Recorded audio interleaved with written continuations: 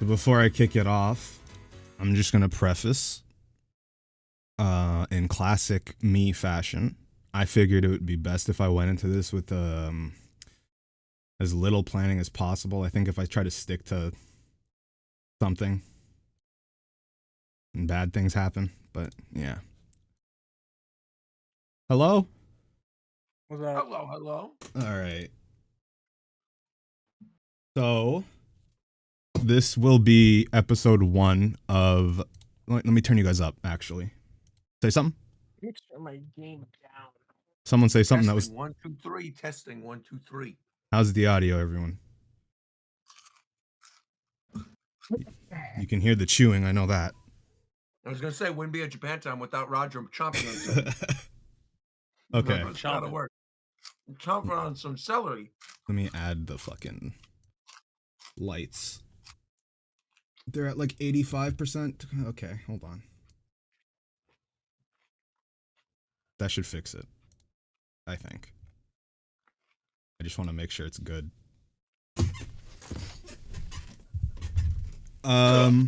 Yeah, I turned Discord up as a whole, and I turned everyone up individually. I will most definitely mute when I'm chewing my celery then. It's not that bad. Most definitely. It's not It's not that bad? It's not that serious. All right, anyway, I think I fixed it. This is gonna be the first episode of Japan Time After Hours. It's going to be just Japan Time, but no focus on video games. I'm sure they'll come up in like passing conversation because, you know, it's what we do. But it's just gonna be mostly just shooting the shit. The consistent cast members, if you will be Coastward. Say hello, Coastward. Yo. Oh my god. I have to turn it down. That was way too loud. I just said hi. Okay. Roger. What's up, everybody? Hello. And to round it out today, to have 4 people, I have Tito on as a guest. Hello. Hello. Very nice. Okay, so I like hosting. This is great. yeah, you don't have to do shit. This is great. So nothing changed. No, I guess. And it's true. Half the time you guys take over. So. Naturally, I don't write show notes or provide show notes, but Sure. I think a first good thing to start with is, because I guess it'll also give people a chance to know cast members better. Social security numbers. No. You actually are the reason I thought of this. Is there anything you guys have been like personal projects or anything that you've been working away at? Nothing for like your job or like shit like that, you know? Does that make sense? Yeah, just like for fun, basically. Like Yeah, not for yeah. content. I know Adam's I mean, working what I'm working on is still kind of content, but I've been well, chipping it away. can be at it. content and still be like, it's not like you're Yeah, I've been chipping away at a documentary for like the past, on and off for like the past 2 years. Ooh, what's it about? It's just a retrospective of Ganondorf and the Melee competitive scene. Oh, that's cool. And it's been challenging with all the stuff that's been happening all over the place and stuff like that. So I've been having to rewrite a bunch of segments, re-interview a bunch of people.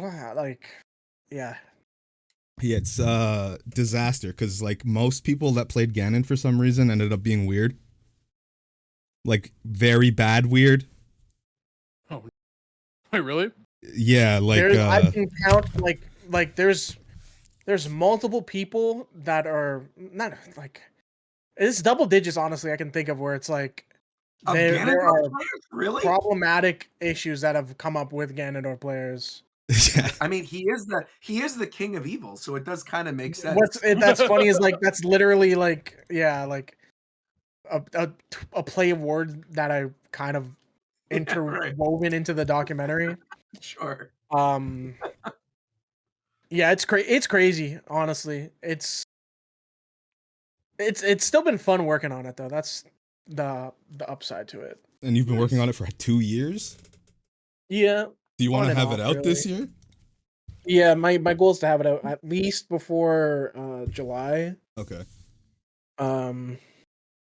It's been scratching that itch of like me wanting to make like long form content again that isn't just streaming. Yeah. So I don't know. We'll see after that if I do start making YouTube videos again, because I have been having fun learning like new things to edit and just the process of it. I kind of missed. How about Fire. next person, whoever wants to go? I'll hop in. Yeah, I've been writing a musical. I've Whoa. been writing one for about a year. Yeah, I know. And nobody knows this. Yeah. This is like Yeah, yeah. exclusive. There we go. That's what I want. Yeah, that's what I'm saying. I've been writing a musical for about a year. It is tangentially related to something that I consistently talk about.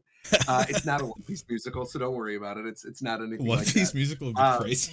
One Piece musical would be fire though. No, but it's like this fun project that I've been working on. Essentially, there is a guy that lives out here in LA that I've been friends with for like years.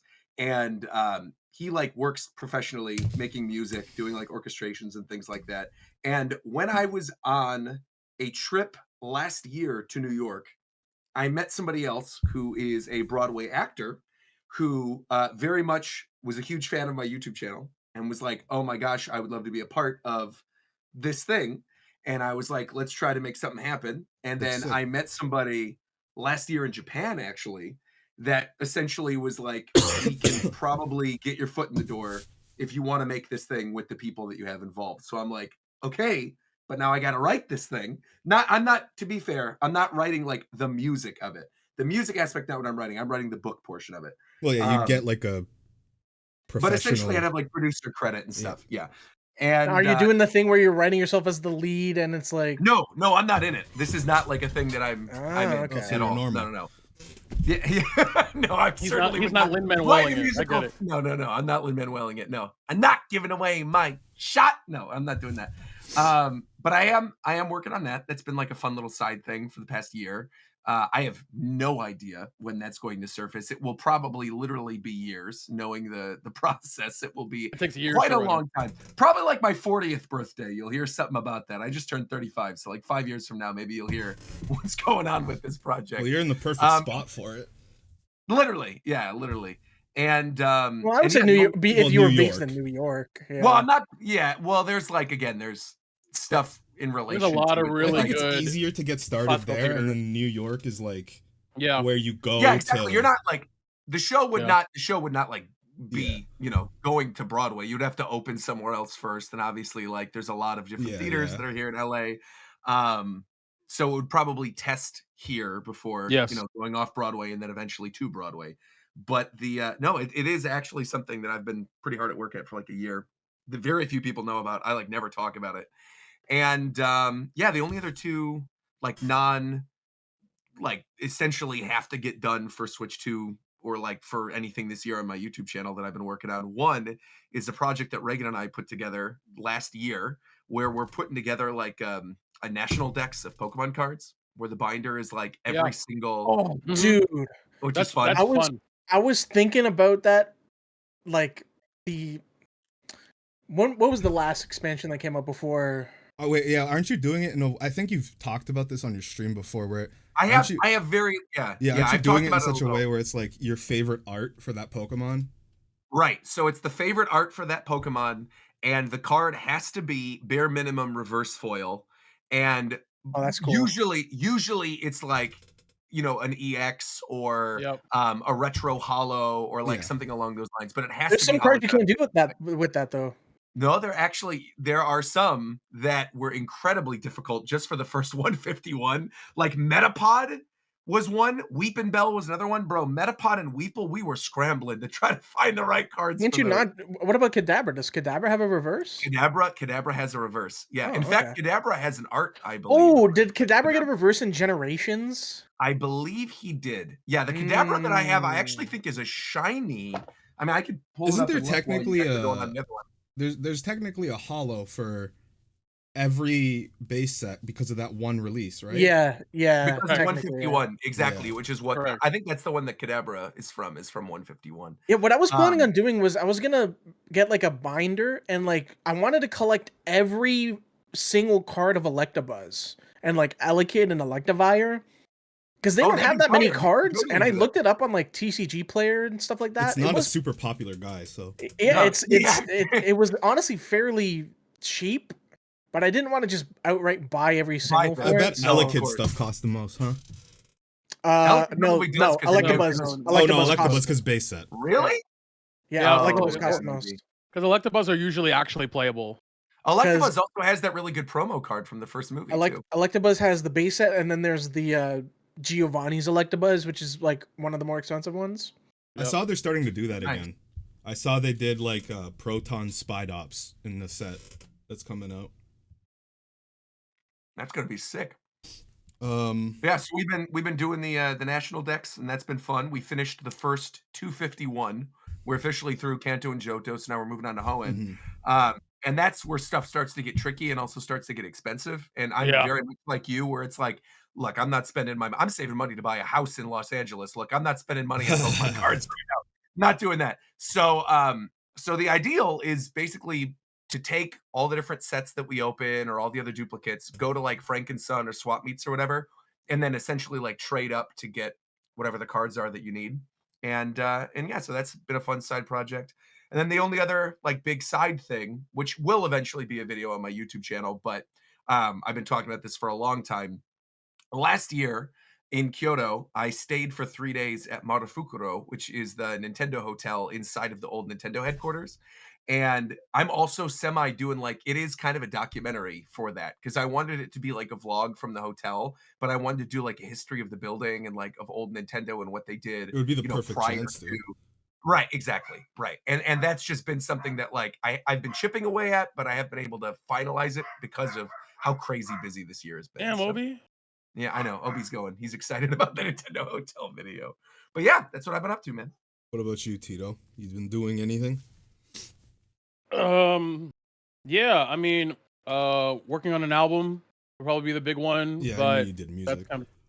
that's kind of like the side one. Last week I pulled up with Shovo at a show last week, last week in New York.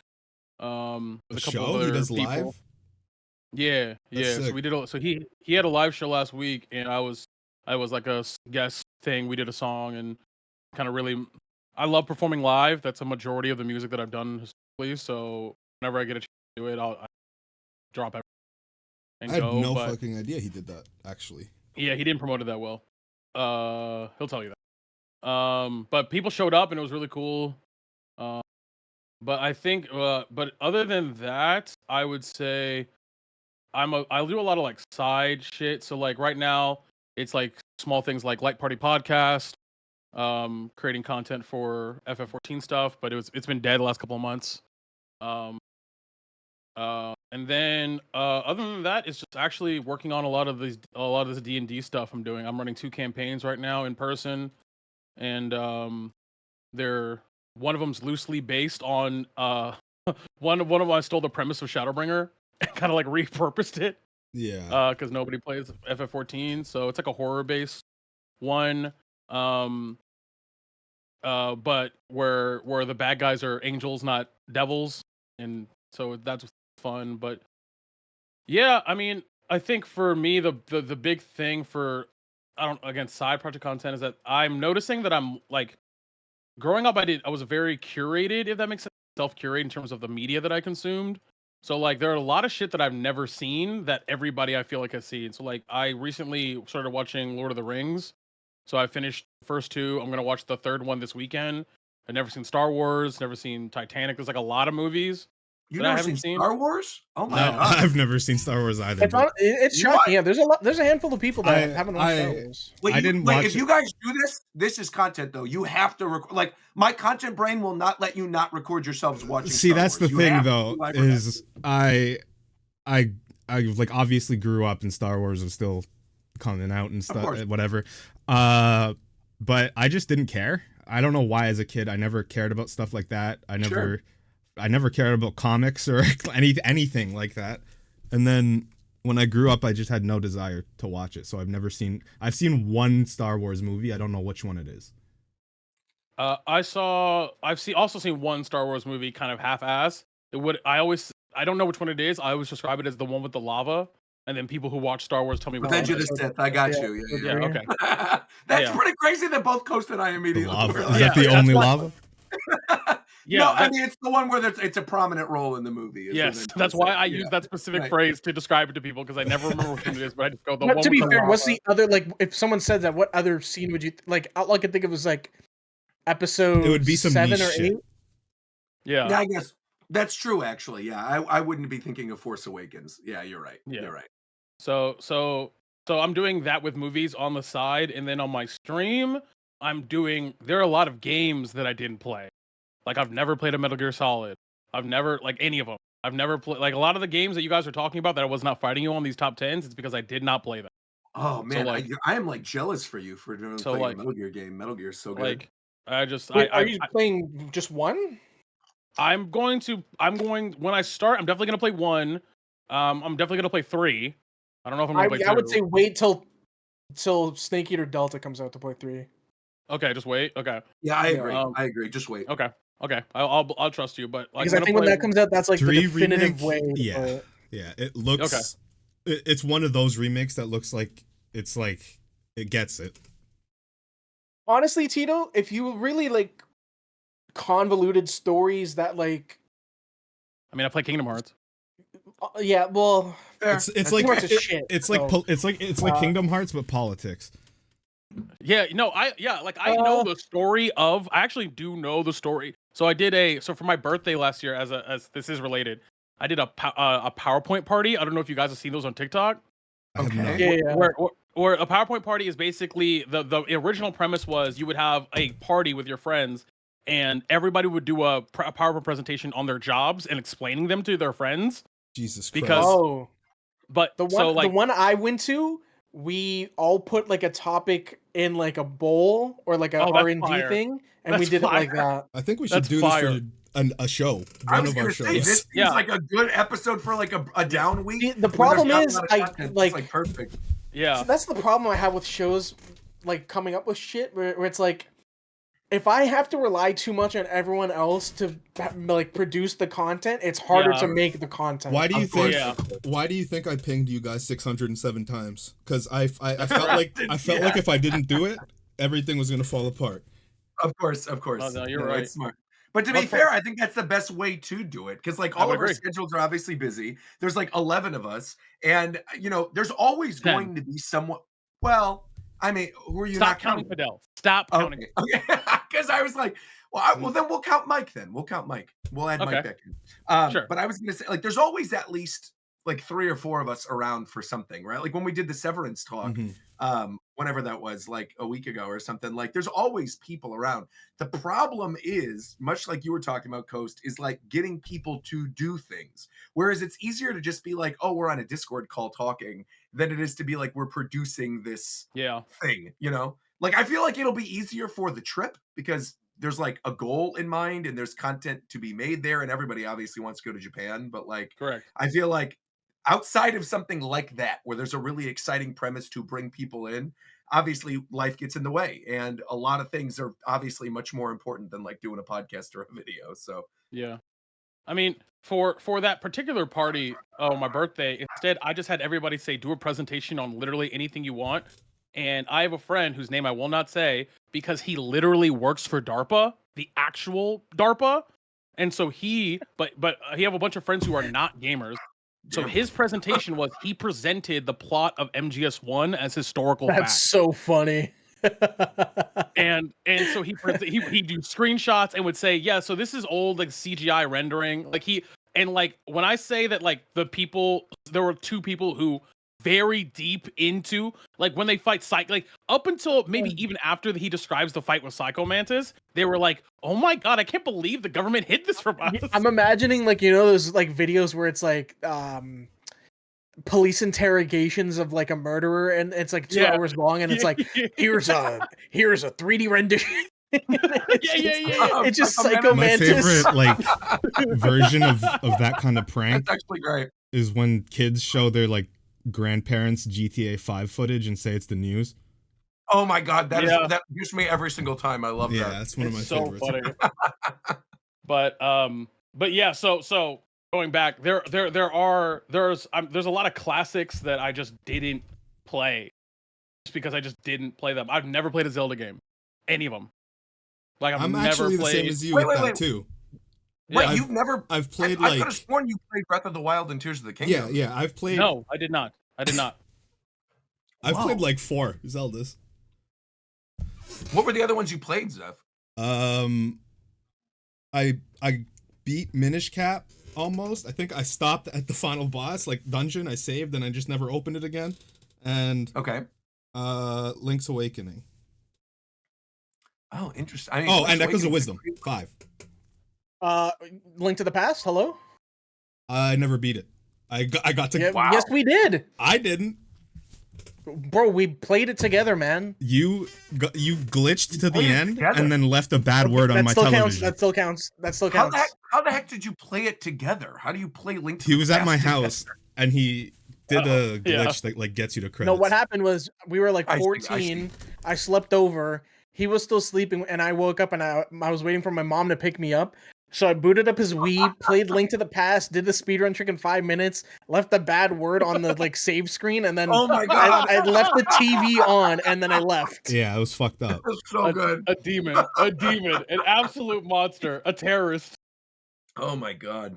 But yeah, I've never played any of those. There's like a lot of popular franchises that like I've seen playthroughs. Like when we were talking about Twilight Princess on the PS2 on the Wii list, I think it was that. I was like, but I've seen a playthrough of Twilight Princess. I just don't fucking Tito, like. that's pretty common with everyone though. Not even like in games, but like shows, movies, stuff like I haven't watched The Godfather. Yeah, like I haven't seen all this stuff, but I've watched all of those multiple times. I haven't watched yeah. the Lord of the Other movies, Rings. really? Well, that's a lie. I watched the first Lord of the Rings. I thought it was bad, so I didn't watch the other ones. Oh man, I'm excited for you guys to experience Lord of the Rings. I feel like I'm I'm not not. really that big of a- I'm not going to watch the other movies. I'm He didn't like one. it, I'm yeah. gonna watch. I'm Yeah, watching I the did third not one. like it. Really? To be fair, the first one is very, very slow. It was so Yes. boring, It is. man. Yeah. So I it's feel really like slow. if you don't care to keep going, then like I understand why you would stop there. But like those 3 movies as a whole, I think are just so excellent. Really well made movies, even if they're boring. If you go in to the Lord of the Rings series saying I'm going to watch these, all of them, like if you see them Yeah. less as one like movie, you have to sit down and do it. Right, right. You Like- have to like- waste and your so- whole day. well, not even I because mean, I'm not literally. watching them. But you don't waste your day. Like make a fun thing of it. Like order Yeah. some like medieval food or something. Have friends over. How do I Like, order make it medieval a fun food? thing. I don't know. Opie's giving you ideas, but That's clearly you don't insane. understand dogs, so I don't know That's how to make it wild. work. That's fucking wild. I mean, you could look on like order giant turkey legs. Does Medieval Times Grubhub? That'd Like be do crazy. that or make That'd the be food so yourself. crazy. That'd be awesome.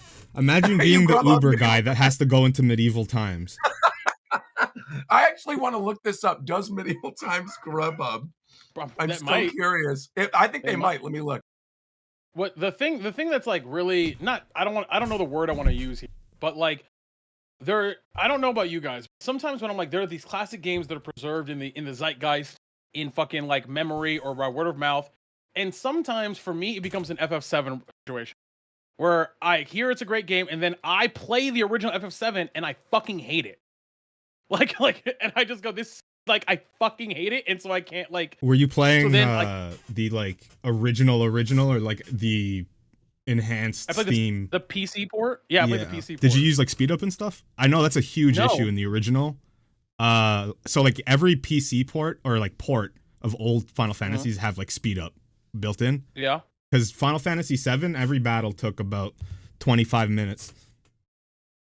That wasn't my problem. My problem was that the bombing run is some of the worst paced content I've ever played in a video game. Oh, Like they just throw you in, and I just like I played Remake, I played Rebirth. That was cool, but then I go back and play the bombing run. I can't make it past the bombing run before I turn the game off.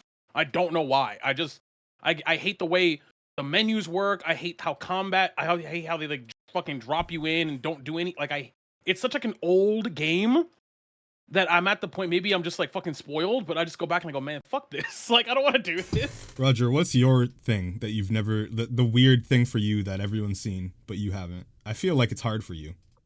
It's difficult in terms of like games. I feel like No, like not anything, like movie. Yeah. Movies is tough too because I've seen like a lot of, especially when I was in high school. Man, I was like seeing every movie that was coming out, every Oscar season. I watch every movie. I literally just this year made my letterboxd. I literally follow 2 people, and it's Connor and Coast. I don't follow anybody else. Like I need to make a letterboxd. I need to watch some shit. I haven't been watching anything lately. Like I need to actually update that thing because I need to update my letterboxd. And I do see stuff constantly. Like I have one of those AMC A-list things. And I'm lucky because obviously, like, I make videos, and so I could stream and record whatever I want. And usually, the best time to go see a movie is like matinee at 12:30 on like a Wednesday, bro. That is the best because then there's nobody in there. You're getting the best seat. You know, you reserve it. You're good. You get to watch something. You don't have any annoying people. It's great. And so a lot of the time when I go see movies, that's literally what it is. I have a theater in walking distance, which is also awesome, which is an AMC theater. So I go to see stuff constantly. I'm trying to think of like some major thing that major series that everybody has seen. I mean, you're in Power Rangers? As a kid, I loved Power Rangers. Yeah, I don't think I've watched any modern Power Rangers. No, nobody. Like, try me. I really, it's tough. I know the big. You've spread yourself so far apart amongst like all of these intellectual properties that like there really is like I honestly can't even think of anything. Like I was like. Roger's probably watched The Sound of Wind or whatever the fuck that shit is called. Sound of Music? I love the Sound of Music, yeah. Oh. What am I thinking The hills are alive. I don't know. The Sound of Water, dude? The Shape of Water. I've seen The Shape of Water. This is the problem.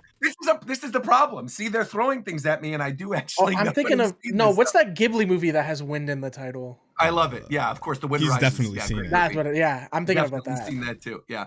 No, I feel like the big one that everybody tells me I need to play, and I'm just never gonna do it, is Trails.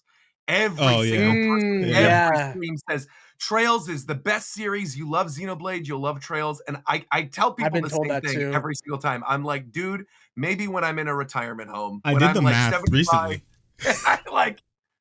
How long does it take to play Trails? To play every single game at like midway point between rushing to the end and completion, so like a regular sort of, it would take 700 hours. Wow. Yeah, so again, people will argue that Roger has the luxury of doing it because he can turn it into content, but it's like I can't though. See, but that's the argument. This is a good problem is topic. There's so much content to consume. There's no way you're not going to burn yourself out over. Yeah, and then you have to edit it. You have to watch it. And the other thing about it too is like those games, like I streamed, obviously. You saw my whole situation with Xenoblade 3, Coast. You were in my stream like for that last 5 hours of the game. Yeah, exactly. And like that type of game, while I love streaming JRPGs like Fire Emblems and Xenoblades, I think I have more tolerance for like downtime fillery kind of stuff because it's still like directly involved with my other main content and I could make other thing about it. Whereas like Trails, obviously like JRPGs would do fine, but I understand that audience is like super duper niche that really, really loves it, right? That series, max, you're going to have like maybe 50, 60 viewers in the stream when you're doing it, max. And that's like on my main channel. And that's also like the kind of thing that when you turn it on, if you skip one line of dialogue, it's if over. I skip one NPC thing, bro, people are going to be at my neck, at my throat. Like, how dare you do this? And you guys like see how I play games, right? Like I skip anything unvoiced in Final Fantasy 14. I'm happily skipping through the NPC dialogue in Xenoblade games. Like, and people understand that and people know that about me because they know how much I love Final Fantasy and Xenoblade as series. But if I came in as like a tourist to Trails, right, and I was skipping NPC dialogue, I guarantee you, skipping dialogue where it could be like you just don't enjoy the first game that you're playing, right? And right. People will be like, "Oh, but you gotta go you gotta go over here." Blah blah blah. Like, if you're just not into it, you're not into it. And I understand that when I recommend Xenoblade to people, like, I'm like, it's I always weird like, combat, sort of like, like I'm just like. give it a try, man. I'm not gonna like be overbearing with it. Like I love the series so much, and I want other people Sure, to experience it. sure, But sure. if they just don't vibe with it, I'm not gonna be like, oh, you suck at media retention or Yeah, Right. you're anything a like that. reasonable I person. also That's why. feel like Xenoblade in particular is a really good one. Like people always talk about, oh man, those games. Like, how do you stream those games? Like Fidel talks about this all the time. Of like, oh, I love JRPGs, but I can't stream them because you have to be like engaged with your chat. For me, I feel like Xenoblade is a really good one because the story chapters are very clearly labeled story chapters, and I could just stream the story chapters, and everything Hmm. else outside of it, I could just enjoy at my own pace, right? And then whenever I feel like, oh, I'm at the next story chapter, I can go live. Whereas, like with a lot of these other JRPGs, you can't really do that. Like you kind of have to do a lot of the side quest stuff to fully enjoy the main story stuff. Like I think another one that did this really well was Rebirth. I had no problem streaming Rebirth. I like nearly 100% of that game on stream. I had no problem because again, the story portion is very clear, and all the other side missions, like where I'm doing Chadley stuff or trying to catch the chicken with the little you know what? I forgot what the name of that That's mission is, but one like, thing. Like in every RPG, no matter, I don't know, we're doing video games, but it's whatever. it's fine. Uh, it's like there's if you've played enough of a game or a genre, you know what an NPC is gonna say if they're just some like, can you go kill 5 of these because they're doing that? I'm pressing start, skip as soon as I see that. I don't need to know why. I don't need to know where. That's good. But if it's like a big story moment, I'm gonna always sit through it. But something about content creation and this I wanted to talk about because I always think about it when it comes to you and Fidel. I feel like Yeah. it happens to me too. Actually, could happen. Pretty much all of us. It probably has happened to in different varying degrees. Uh, Once you start streaming consistently and like you are doing well, you're having fun. If you're playing, you can't play video games by yourself anymore. It like becomes weird. You feel like you're wasting time not monetizing everything you're doing, which fucked me up really bad. That's why I when I was I like at feel the that top of my completely. stream thing, I was averaging a Yeah. lot more. I don't know what was going on. And then I realized that playing games wasn't fun anymore, and then I exploded. See, that kind of is the reverse of what happened to me, which is strange because I feel like, a lot of the stuff that I would upload when I first started my YouTube channel, I was doing it all kinds of stuff like whenever because this is when Japan time started. I didn't start my YouTube channel like really until a year after we were into Japan time. And so I was uploading stuff like Once Upon a Time reviews, like episode reviews of that Yeah, your show. YouTube I channel used was to be doing anything. Oh, I remember I that. was anything, bro. I mean, I was like uploading Attack on Titan and One Piece stuff and Pokemon, obviously, from the very beginning, like doing Wi-Fi battles. But then Yeah. I would just like randomly watch a J drama and like do a video talking about it with like no editing and upload the thing. And I kind of still do that, right? I'm still kind of like whatever I feel like talking about, I do videos. But I think the thing that definitely wore down on me and the thing that I like made a point in the past couple years to step away from is like anime content and anime watch throughs because I find I that did the like same thing. bro, I love certain anime, right? Like I love certain anime, but I do not love all anime. And I think the thing that happens when you're making anime content is people are like, "Well, then you got to watch this, you got to watch Yep. this, you got to watch Hmm. this." But I am very very picky. And there's things that like objectively are really well made, really good shows that I do not enjoy. Like Same. I watched all of Gurren Lagann on stream, did not enjoy it. Not in the slightest. Like did Yeah, but not you just like have shit Simone. taste. Well, yeah, right. To be Sure. fair, But I watching mean, all of but that, that's what I mean. like binge watching Yeah, that series is kind of because there's one episode that's literally a fucking slideshow. right. Yeah.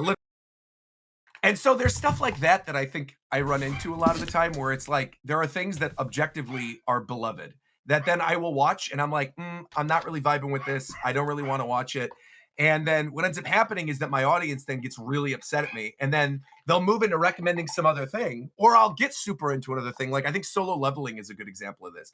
I loved the manhwa of Solo Leveling. I loved doing Talk to him. You're read-throughs about to spit some of the truth right manhwa now. of Go Solo ahead, Leveling. Roger. I loved it. And then every single person was like, bro, you have to watch the anime. The anime is No. going to be so sick. You have to do reactions. And so I went to the early premiere of the anime. Like I got invited Jesus. by Crunchyroll to go to the early premiere and watch the first 3 episodes.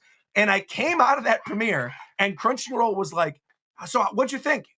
And I was like, you know, there's a couple things that can be improved, but like I'm excited to see the rest of the season. And then guess what happened? I watched the rest of the season and I was like, pass. At events like that, you can give your real opinion. No, this is something that I get constantly. I thought people. those events were just No, people of sniffing course each you other's can. farts. No, of course you can. I think that's the big thing I get constantly with Nintendo stuff, right? Is they're like, well, you work with Nintendo, you work with Shueisha, you could never say a thing is bad. I'm like, I told directly to the face of one of the developers at the Nintendo Museum that Star Fox Zero was a piece of dog shit. Like to their face. Like it's not even, but and it's fine. They don't care. I think the thing that is the differentiator that people don't understand, especially like as a content creator, is that the brands want you to be critical of the things that you're enjoying. They want to know if you're not enjoying something, because if you're obviously enjoying the thing and loving that thing and constantly talking about that thing, but then there's something that stands out that you don't like, the people making that thing want to know why their diehard fans don't like this thing. Whereas like fans online, I feel like, and this is the case with everything, whether it's movies or TV shows or games or whatever, fans online, the ones who are usually the loudest, literally are not doing anything with their lives except consuming that one thing. And you have to keep that in perspective when you are talking about certain series online. You're And spitting facts right now. it's especially true with anime, right? Especially true. Where That's part of the reason why, like, I haven't watched, like, well, hold on. I've watched anime like over the couple of years, but it's not like how I was watching anime like 10 years ago. Yeah, you used to be really into it. Dude, Yeah, I was watching seasonal anime. Yeah, you would watch. Right. I remember on Skype, you would watch literally every seasonal anime that came out that season. Every seasonal anime, and I was just in a bunch of groups where I was like, here's what's wrong with this and this, here's why you should watch this and this, yada yada yada yada yada. And it's just, I feel like that's what a lot of the anime consumers have evolved into nowadays. Yes. And they're not, it sounds so like superficial for me, but it just sounds like they're not appreciating it. And I totally agree. Yeah, it's it's a battle of what is the better show, and they can't, like, half the people can't even formulate their own opinions on why that show A is superior to show B. Like, right. When we talked about this in Nameless the other day, like, the quality of anime now is determined by the animation Olympics. However, whichever show looks the best that week is the best show. And what constitutes good animation for a lot of new, I guess, people that are just getting into it and stuff, they think that VFX and like all these other, like, sparks flying, it's just, you can't even see the actual animation that's happening, like in Demon Slayer sometimes. See, whereas I feel like with Demon Slayer, that's a very specific type of show. I think there's a big over animation problem. No, I do. But I feel like, because this goes back to the solo leveling thing, because I got in like so much hot water because I said I did not enjoy the animation style, the way they translated solo leveling. The manhwa of solo leveling, literally the story is like whatever. You can take it or leave it. It does not matter. The thing about solo leveling that makes it so interesting is like how beautiful and jaw-dropping the art is. And so if the show is like fluid animation, but does it look pretty, you're not capturing what made that thing good in the first place. So like, I would argue that the ufotable over animation style would have benefited a show like Solo Leveling. Whereas I feel like a show that's just your modern standard shonen, right? That like they're blowing the budget to have this super over animated thing that's lasting like 5 seconds that gets clipped on Twitter. That's where the problem lies. And I guess you could then make that argument for Demon Slayer, right? But I would almost argue that the identity of Demon Slayer is that style. So I would say that, like, while that is an issue for a lot of other anime, I feel like for Demon Slayer specifically, I give it a pass. And again, it's one of the big reasons why I was craving something like that, specifically for Solo Leveling, when I was seeing it present in all these other shows that didn't need it. I'm like, the one show that does need it isn't getting that treatment. What's going on here? Bro, it's so funny because I was literally having the conversation this morning about animation with a couple people in another Discord. Specifically, it was about someone has made the point of like like JJK as an animation style, and they were like, well, JJK's animation is not that good, but it's carried by its fight choreography. Like the fights are crazy, and the sound design is crazy. Yeah, when the camera's not flying around making me blind. Yeah, but like the actual like kung fu fucking fight, that shit's fire. Speaking of that, I don't know if this is hot take. You can continue right after this, or we can like use this as a tangent after. I think it's a hot take because I'm going to say in all of anime period, I think consistently Naruto has the best choreography in terms of fight. I will tell you, as somebody who watched it for the first time 2 years ago, watched the entirety of Naruto, every canon episode of Naruto and Shippuden, I completely agree with you. Like 110. Every punch thrown is meaningful. Aged very well. Yeah. All the stuff with Obito and Kakashi, I thought was great. Like obviously, a lot of Naruto takes flack because of the immense amount of filler, right? And like we don't even talk about Boruto. Like, don't even try me there.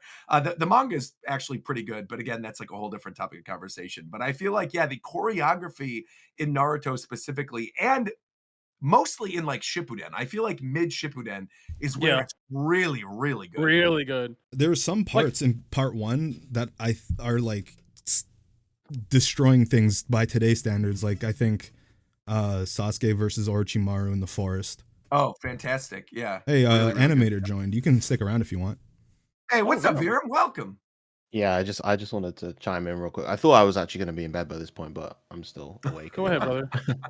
Yeah, no, I thought I wanted to chime in for this part of the discussion because I was thinking about a series where, particularly like Adaptations, where it really kind of elevates the series via the animation. Sure. Stuff like Season 1 of One Punch Man, Mob Psycho, Freerun is another really, really good example. Yeah, I've seen a lot of clips of that show. Yeah, that show is like, as someone who's been reading the manga for years, and I love the manga, and I think it's absolutely fantastic, seeing the adaptation for that series is like, I would always recommend the anime because it's adapted perfectly and elevates the source material. You know, the one that I feel like that really strongly this past season, I know it got like a lot of hate for a bunch of different reasons. I don't really particularly care. Bro, Dandadan. Man, I feel like the Dandadan anime is such a fun ride. Yeah, it did. From like mainly just because of its like source material being like weird. A bit I saw weird. Good stuff. Well, because a lot of the source material is very weird, right? And so they censor some of it for the anime, and of course you have like the anime censorship people. I know there's the weird Peter Griffins that I talked about on Japan Time I didn't like. right. But I feel like that show, the Peter Griffins are like the weird alien monsters, but like that show I think also does a really good job of like elevating the source material because the wackiness and quirkiness of it and like the strange animation style and the soundtrack is like incredible for it. Yeah, it's one of the few where, like I said, I've pretty much stopped doing major anime watch throughs. Like I did a small one recently for Full Metal because that was kind of on my list of like when you asked me earlier, what's a big thing everyone's watched that you haven't watched? Like that would have been my answer up until like a month you like ago. it now? Metal Alchemist Brotherhood. I like it now. Yeah, I like it now. I still like not my favorite, but I do like it. And I feel like because of Dandadan, I'm like, yeah, you know what? I'll do episode reactions when it comes out again because, like I did, I really enjoyed the vibes of that show, and that's far and few between for me nowadays. The one show that really had me extremely excited for the first time in years was the Pluto adaptation. Pluto, because that was like, oh, dude, that show was so fucking phenomenal. I've never even heard of it. Is it an old manga? Urasawa. It's an Urasawa manga, like the guy that did Monster, 20th Century Boys. And it's like a dark rendition of Astro Boy. And it's phenomenal. It's a short manga, and it's a 6-episode series, an hour long each. And it is so, I can't recommend it enough, man. It is so good. It's funny because go ahead, Zeph. No, you go ahead. I'll say after. I was gonna say building off of because we're talking about like a lot of modern stuff, but I think you mentioning Naruto made me think of.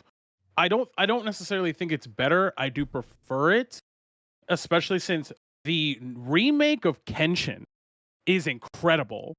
The remake, yeah, So Kenshin got a complete remake. It's a new animation. I don't know the studio. Maybe someone in the chat does know the studio, but they're a modern studio, and it's on Like Rurouni Crunchyroll. Kenshin? Yes. Oh, I can't support that. Yeah, it's. Well, you don't like Kenshin? No, the I don't like the creator. guy who made it. Oh, okay. I don't know the guy who made it. I don't know want any me of that shit. ruin? No. Okay, I mean, I'm- you Yo, can't. I was like, don't ruin it for this man. Come on. Well, What here's are you here's the doing? thing, Don't- right? You couldn't. I'm a big separate art You from can artist guy. You separate. couldn't Okay, ruin it. I can do it at Yeah, a certain so- point, but with him, he passed the point. Especially since like he got away with it and he's still profiting off of it. I can't. What's Yeah. Oda literally did an interview with him like a year ago, and I'm like, are you serious? Yeah. Like, what are you Japan's doing? another world in terms of like that kind of PR. They don't care. Oh yeah, man. Dude, that story. I read a story. Actually, it's so dark. I'm not even gonna bring it up. No, Never this is mind. where you're supposed to do it. Okay. I want it. It was this, bro. It's so fucked up. It's the story of this like high school girl who was walking home, Oh, is it Junko? and yeah, Yep. I read about it last night. I was like, Jesus Christ. Yep. And I think all of them are free now. Like I read that a few of them passed away, but one of them is like active on Twitter, Yeah, they're all. and he just ignores everything about it. And like all of his replies are just about it, and he just ignores it all. Yeah, it's better not to say what happened to Junko. I guess. Yeah, It's good I cut I'm you not saying off that there. shit. Yeah. But if you're interested, Okay, look it up. Don't look. Don't. I'm not gonna do it now, but I'm gonna tell you right now, I likely won't look it up. But it's. But the other example I'll use, if we want to use a more salient example, would be Fire Force. Like I think the Fire Force, like it's that really, to me personally. Oh yeah, Tito, I've seen hi, good me, choreography from that.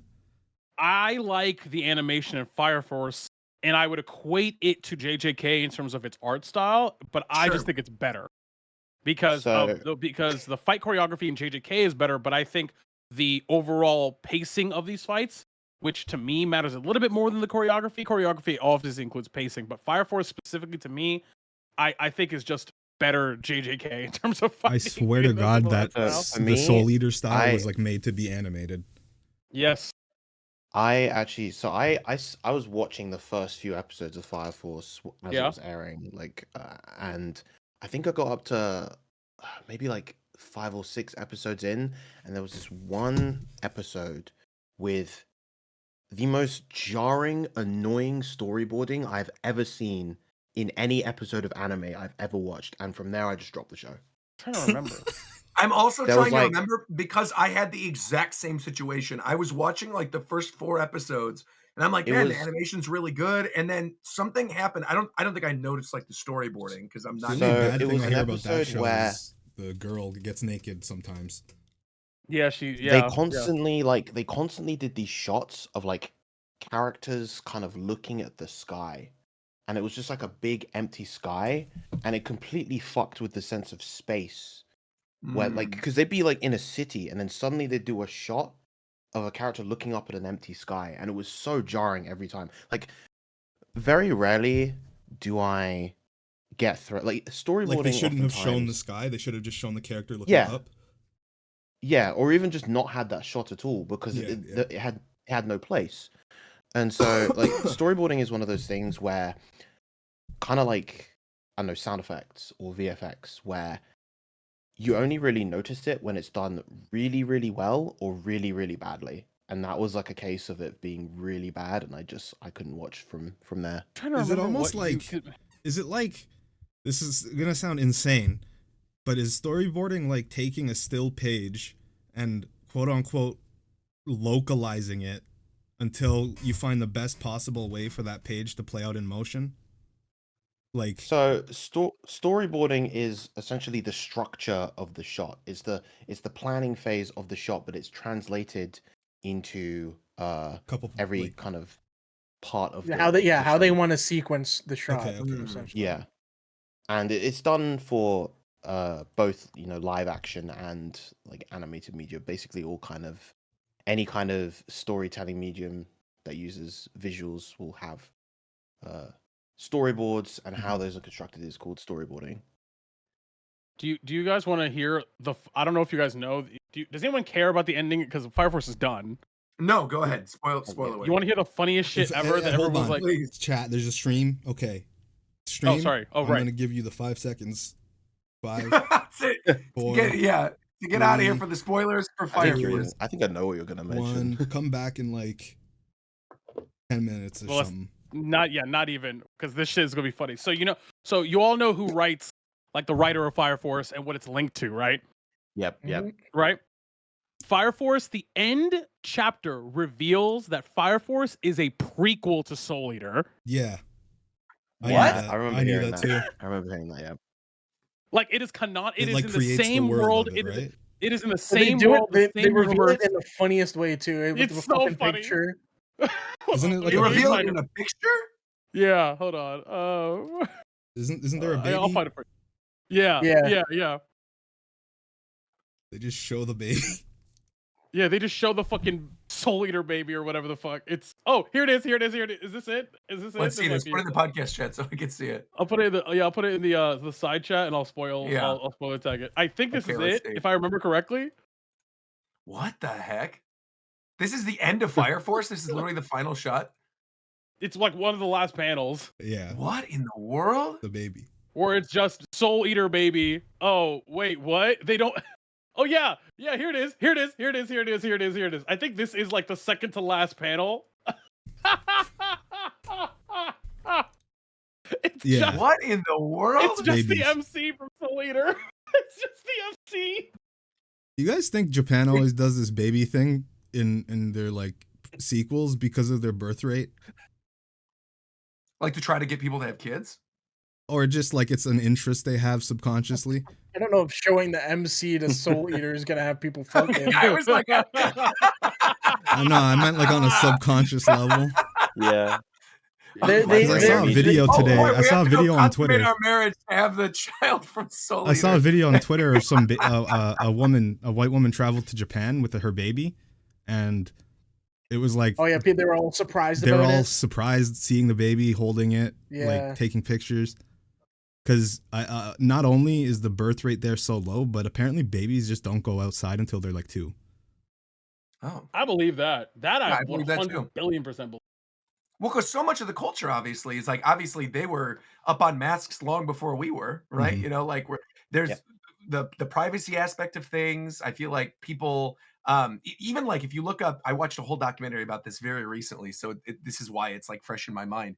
There was a whole video about Tinder in Japan, and essentially how Tinder in Japan, nobody uses their names. Nobody uses their names, and your profile picture is usually a thing that is important to you and is not your face. And you do What? not see what the person looks like until you go on the date. So And so if you're weird. single in Japan, you're screwed, bro. But what You if you don't know go what and they're you're getting- ugly? Do you just like You don't. Well, then you got to get up and leave. You run? I don't know.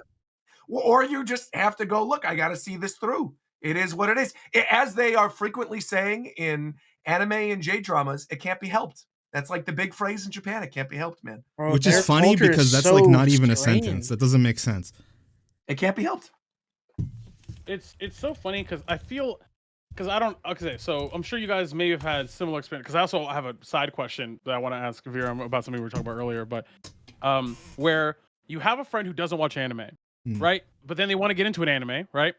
And you introduce them to anime, and then I don't know if any of you guys have had the experience. I've had this recently where I had a friend, same situation, and then I watch them become the type of anime fan that makes me want to wish anime didn't exist at all. Oh, Thankfully, dude, no. that's the Thankfully, worst. no. No. That's the worst. Like somebody like it's like, okay, and then you do this whole thing where they go through like they start to assimilate anime and consume anime in a obsessive subgenre-esque checkbox way, where it's like, I'm gonna watch all, like, I watch Attack on Titan, okay, and then I'm gonna watch Death Note, and then I'm gonna watch all this, like, all the what's it called, starts with a Y, I think. What's the fucking it's where all the it's like Yuri on Ice.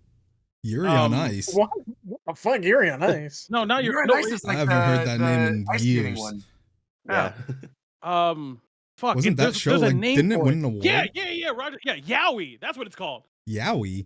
Oh. Yowie's just like No, I know it's what like it is, but like, hentai. But like, no, what I'm saying is there's all these subgenres of anime that if you actually seek out, you'll find a gotcha. whole subsect of this anime, Oh. and then you'll Yes. consume that, and then you'll go, and then you'll consume another, So like you'll they're like consume all the shonen. locusts.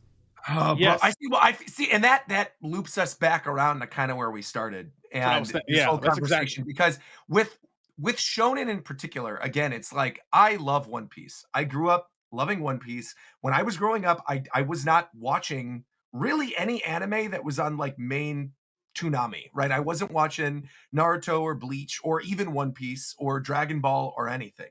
I was reading One Piece like in the manga and enjoying it, and then tuned into a couple episodes of the anime and was like, this is trash. I'm never watching this. And I didn't even try the anime probably until like I was in college.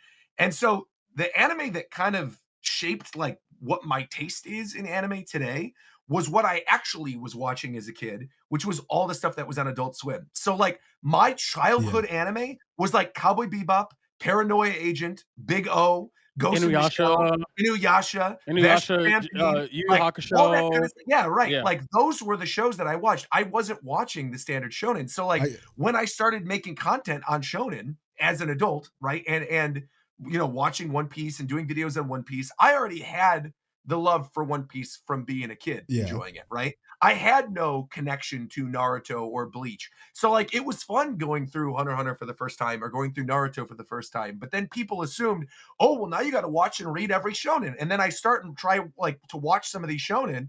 And I'm like, this is ass. Why am I going to waste my time with this? Yeah. But if you say that, again, it's meaningful to somebody out there, right? Some shonen, every shonen is this their is favorite another shonen. thing though that happens with just like this general, it's like video games, anime, music. People tie their self-worth to things they like. So if you say you don't like it, that means you don't like them. There's or a that concept. means they're worth The less. truth of the matter is, Zeph, which is what I say to these people every time this comes up. Once every 2 years, when I get in trouble and I say something on stream and I pop off at someone who's being weird in the chat, I say exactly what you just said again. Exactly what you just said. Me? Yeah. Yo, I don't know what I just said word for word. And I will repeat it for you.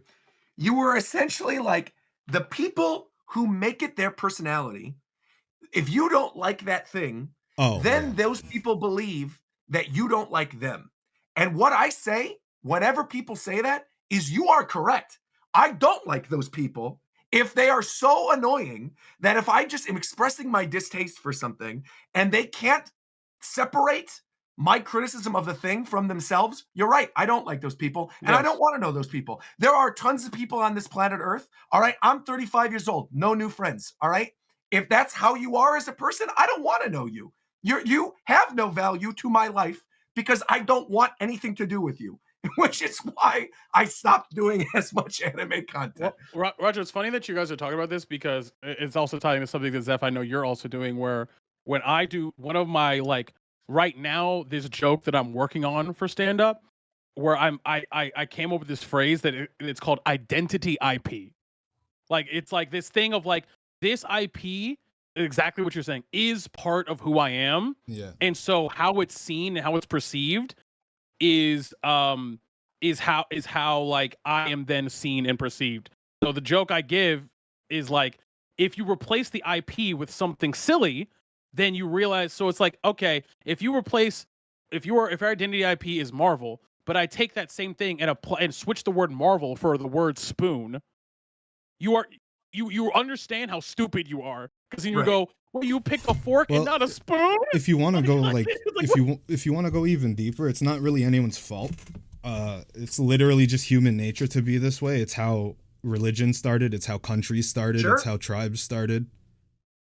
And the difference was when all that stuff started, the world was separated. We did not have Twitter. Like I bring this up all the time with my parents, right? When they talk about how I maneuver talking about and not talking about things like on YouTube videos or on streams or whatever. What I always say is like, imagine like we literally just took Twitter, not necessarily as it is now, but like even as it was 2-3 years ago. If we took Twitter and we dropped that like during the time of the Vietnam War, like how crazy shit would be. It wouldn't. But people can't comprehend that like because of the way social media works today, people are consuming things at a rate human beings were not supposed to consume things. Correct. This is I can probably tell you something you didn't know about the Vietnam War because of how people talk about it today. So I'm on Japantown, you wouldn't ever really know this, but I'm like obsessive about history. I like reading about history. I watch documentaries all the time. So people are always saying like you know how people say US lost it? You guys lost it politically, but in terms of literal definition, the United States committed genocide, a literal genocide, with how many Viet people died. Oh, I thought you meant Native Americans. I'm like, yep, sure did. No. Like, that's literally, no, I'm talking about Vietnam. Yeah, like, Vietnam. Oh yeah, I was like, It was literal I thought genocide. US. I'm like, yeah, they literally did. Yeah. Yeah. Yeah. I don't know how we got here. That is the way that people are consuming history, right? That is stuff that has occurred in history. And now when people are witnessing it in real time, and everybody's opinion, from the person you agree with to the person you cannot stand, they're all available online. You see everything and you're inundated with it, because if you are somewhat interested in some topic, right, you then will be fed via all these algorithms on YouTube, on Twitter, on whatever, more of that exact same thing, which then makes what we were talking about with like the tribalism of anime fans or gaming fans. Yeah, let me go back to that after this. Yeah, well, yeah, I was just saying, like, it all ties into the same thing. It goes back to like how people are consuming information today versus how they consumed information 50 years ago. It's not even that. It's like people, I don't know how to say this without being like, I'm not trying to say this in like a nihilistic way. It's like the fact that things like Twitter exist, people think that they matter. Like they're like individual opinions, that every individual opinion matters, and that they're at all times, and they're the only ones that matters. You know, like they think that their views and their opinions should have this profound effect on everybody, when in reality, that's not the case. You know, right? You're just a normal person among billions in this world, and you know your life will affect, you know, a relatively small circle of people in the grand scheme of things. That's one thing. We aren't even supposed to know this many people exist. That's exactly. Yeah. Humans didn't evolve fast enough to keep, like, we're still cave people, pretty like like we're not too far evolved from people that were in the 1800s doing atrocities.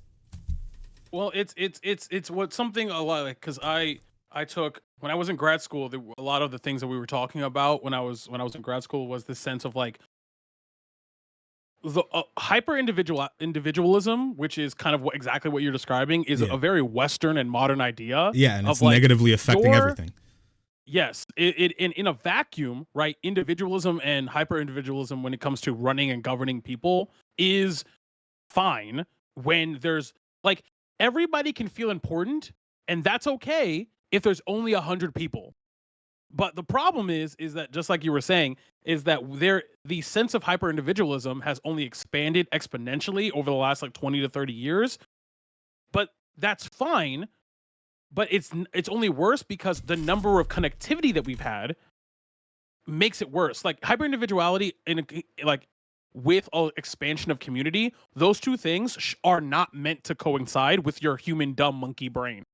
Because you're not supposed to know more. The more people you know, the less important that your brain is supposed to think you are. Because your monkey brain goes, okay, well, like, if you are like fucking like around people, then all of us eating and all of us not dying and all of us making it through the winter is more important. Yeah. Because that's your monkey brain. But because you are living in a Western, modern, first world, hyper individualistic world, me.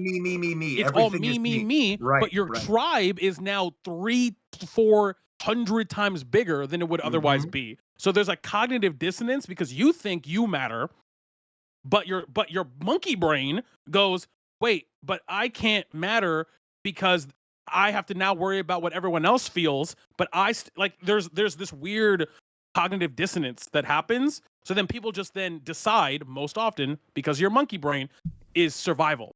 So now instead of worrying about everybody else, I have to worry about me. And so then that turns into things like narcissism and things like that. Yeah, and that's the real reason why hate comments hurt people so bad. No matter who you are, if you're a human being, if you have 5,000 comments and you see 5 bad ones, it's gonna kill you, because that means in a smaller community, 5 people don't like you. That means, yo, I might get kicked out of this bitch.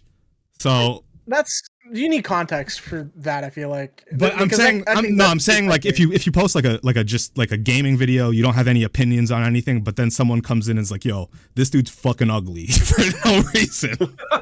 Okay, yeah, sure, yeah. I think psychologically, we're just more wired to pick out opinions that are different and stand out more, and typically they tend to be more negative ones, right? Right. Which is why I think like so much of these like stupid, like all these grifter people on YouTube, right? That like every movie ever comes out ever, it's like, look at this woke garbage, blah blah, and it's like they just regurgitate the same like 20 talking points over and over again. I don't think anyone knows what woke means anymore, dude.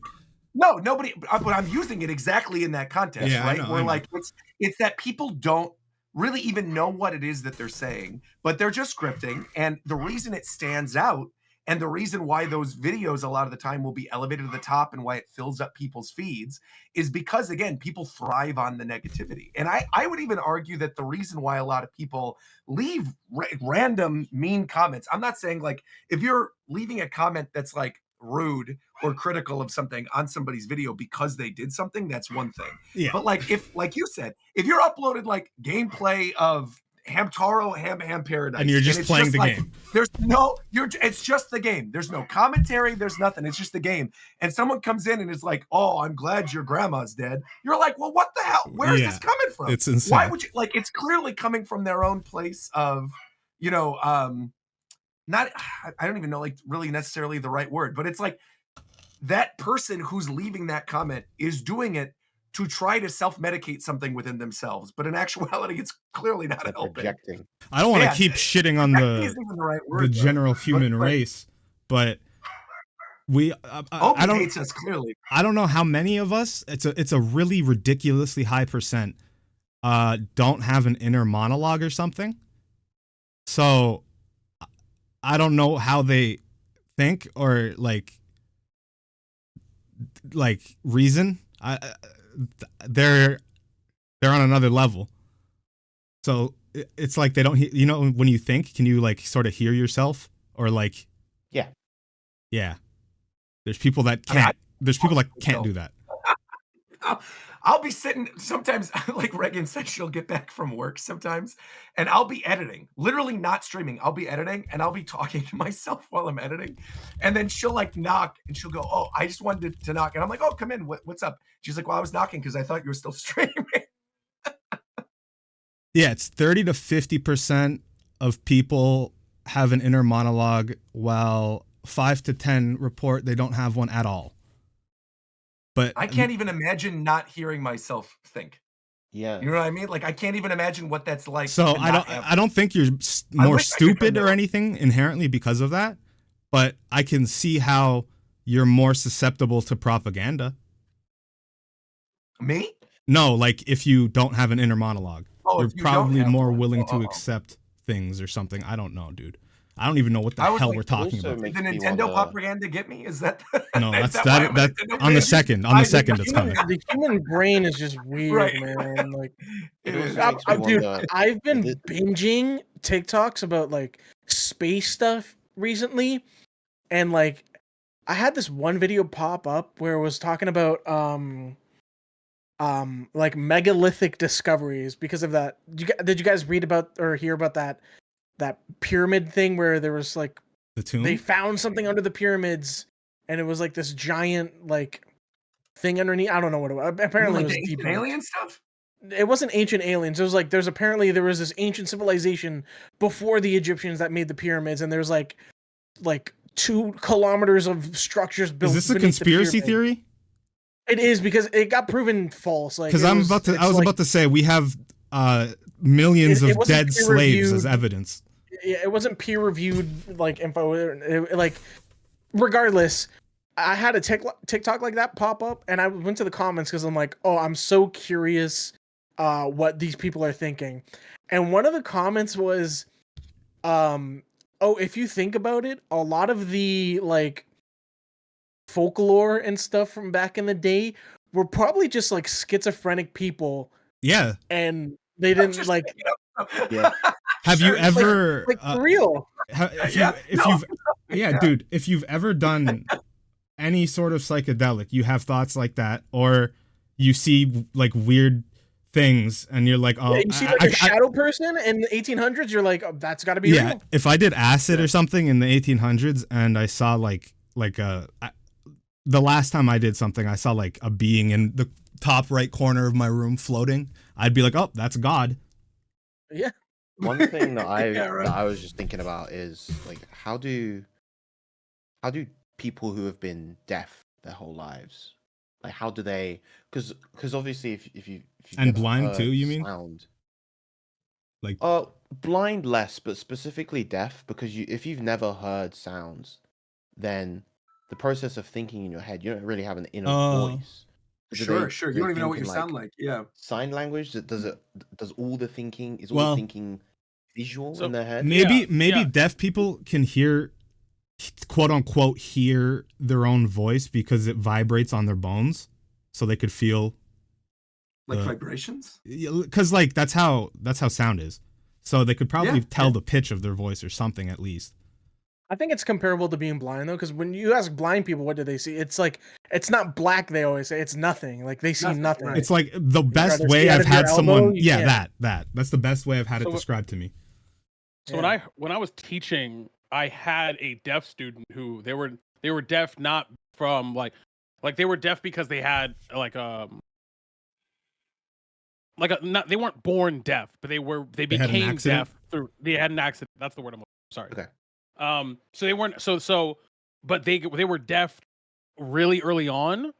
And so like obviously their voice is going to be different because they went through puberty. They were 18. Mm-hmm. So one of the kids, I heard them ask them this question during study hall, and the kid basically was like, Viram kind of alluded to it. He basically said, for lack of summarize it, he was like, I in my head don't really hear anything. Instead, I visualize the sentence that I'm saying. So it's like bubble letters for him. But he is So it's like he said it's like watching like in a movie, like you know how like sometimes they'll do that thing where it's about like a writer and it'll close in on the typeface of the typewriter. Oh yeah. Okay. Yeah. He was like it's kind of like that, right? For him. Yeah, he was deaf. Would it also just be like silent films? Like it would show someone doing an action and then cut to them the text of Yeah. Yeah. It was like, but I don't know if that obviously there's no way that applies to everyone. But that's just one deaf person who was like, no, I just it's just like I see when I'm thinking to myself, I'm just literally writing it in my head and reading it.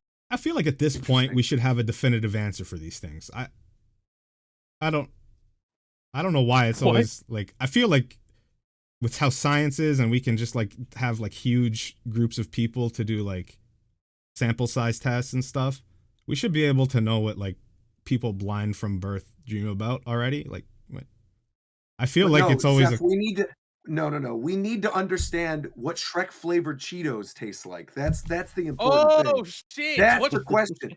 That's what we got to spend our time on. It's like is it Funyuns? It would have to taste like onions. Like obviously right? That's what, but it's like stuff like that is where time is being spent. It's on stupid stuff that is completely irrelevant to furthering society. And the more that people consume more stupid stuff and the more resources are spent on stupid things, the less time is spent actually like furthering humanity, which then, it ends up in this cycle, which is, I think, a big reason why I like Attack on Titan, right? It's like the cycle of violence, right? Where like that story ends. It does not end well, right? Minor spoilers for Attack on Titan, but it's like sucks. It's not a pleasant ending to the story, but it's true. It's like that's kind of how the world works. It's that eventually people are just going to destroy themselves, and you kind of have to. Everything's got to level to zero before things can kind of grow again. So yeah, Yeah. it's terrible. That's the world we live in, but it is what it is. History has shown every empire is fallen, and looking at the United States right now, It's like it's coming. I just got to enjoy my Switch 2 while I got sort it. of looking like Rome. Yeah.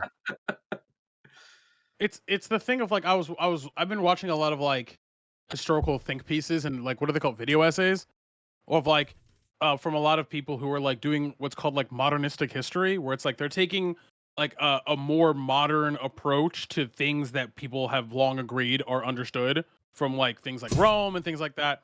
Sure. And like a large, especially one of them I've been getting really into recently is like that whole first world, second world, like the bell curve of development of like Mm. obviously, you know, when you're, especially when it comes to like things like population and things like that, where it's like the more developed you are, the later everyone has kids because you're too busy doing the things that people actually want to do as opposed to Sure. having kids by necessity. And then eventually get to the point where you're not having kids anymore, and then you're out of labor, everyone's old, everyone dies, and then everything, and then you do it China again. and India right now. Yeah. So what they are, Or what soon, this rather. one, yeah, soon. What kind of a theory is, especially when it comes to first world, the modern first world country, the big difference is from something like Rome, the Mongols, you know, multiple regimes in Russia, is that especially in the West, the commerce unfortunately creates longevity in government. Like, unfortunately, as long as there's a system in which you can make money, it is in everyone's best interest to like elongate the existence of civilizations, because that's just how that works. The problem with Rome, the reason why, is because only like 6 people were making money, so everyone was like, "Fuck you," like everyone was like, "Fuck you, we're gonna get the fuck out of here." But here, obviously, it's like 6 people making money, but like 150 people are making something.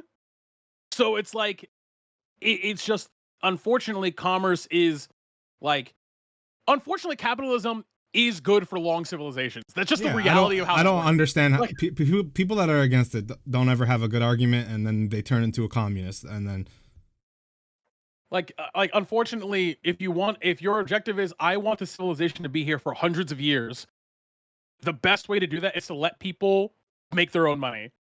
That's just unfortunately the way it works. Like, it's especially when you look historically, like it's really tough. I was gonna ask Viram a question because we were talking about it earlier. Viram, Yeah. is there an IP, video game, movie, or something like that you have not consumed that most people that you know or around you have? Like, is there like a thing you're like, I've never seen this? like a major Game of pop Thrones. culture. Yeah. Game of Thrones. Same. Oh, actually, wait a minute. Same. Same. That's Yeah. a big one for me. I watched the last season with Reagan because she was a What? huge fan. But I've never, because I was like, I don't give a shit about it, so I'll just sit and watch it with her because we're sitting having dinner or whatever. I So watched the sat death and watched it. compilation on YouTube. But I also have never watched all of Game of Thrones. Never did But it. just like hearing like everyone say, "Oh yeah, the first 4 seasons are so good," and then the last 4 yeah, then seasons why am I suck," and watching? It's like, Yeah. like that. That it's gonna just kinda end turns me poorly. off. To be Yeah. fair, before those seasons did release, the show was really good. Really Yeah, good. yeah. Oh yeah, I imagine. Watching it in I real actually time like- must have been a disaster. Oh yeah, I thought of another one. I remember, dude. actually. I remember. Oh my god, I remember at my old house they dropped like the second to last episode for Game of Thrones, and I was just sitting there like, this is fucking dog shit. No.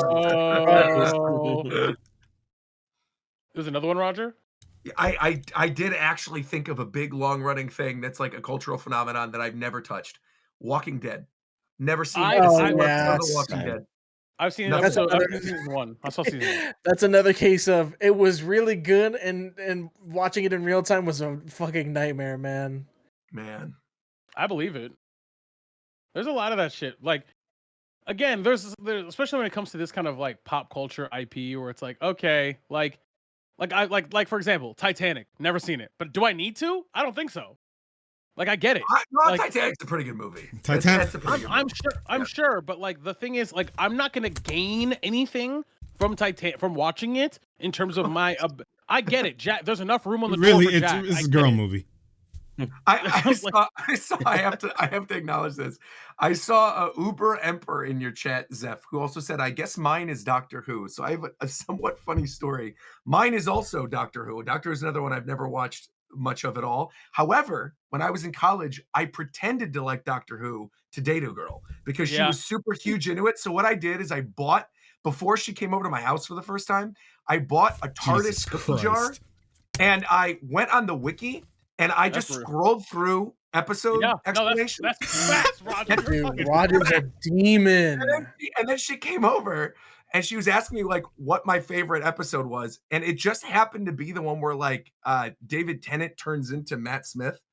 And I literally, in using all my acting skills, was just like, oh my god, I was so moved when David Tennant changed over. You're to a demon, man. No, he's right. He's right. I Roger's dated real that for girl this. for a year and a half, bro. It worked. Roger's So- real for this. Nice. Because I did the same. I did the exact same thing with Harry Potter. The exact same thing. Where I was Yo, like, women where I love Harry Googled- Potter. Bro, They they do. love it. Especially and here. The thing is, my best Especially here. friend was like, yo, like my best friend's a girl, and I was like, okay, you read Harry Potter, right? She was like, I'm never gonna watch it. I have a date tomorrow. We're going to dinner. Tell me like the top 10 things I need to know about Harry Potter right now. Exactly, Like, exactly. and she was like, okay, cool. And then so this girl asks me, she was like, hey, you're in a Harry Potter, right? I was like, yeah, for sure. And she was like, who's your house? And I just went, and the advice I was given is if you get caught off guard, say you're in between any two houses, and they'll always say, easy. And then they'll explain why you're the other one. Exactly. Yeah, they will do it for you. So I was like, yeah, I'm kind of between like a Hufflepuff and like a Ravenclaw. She goes, I can see that, and I was like, what? Oh, the tech. This is insane. Oh, you know what that shit's like? Yep. That shit's like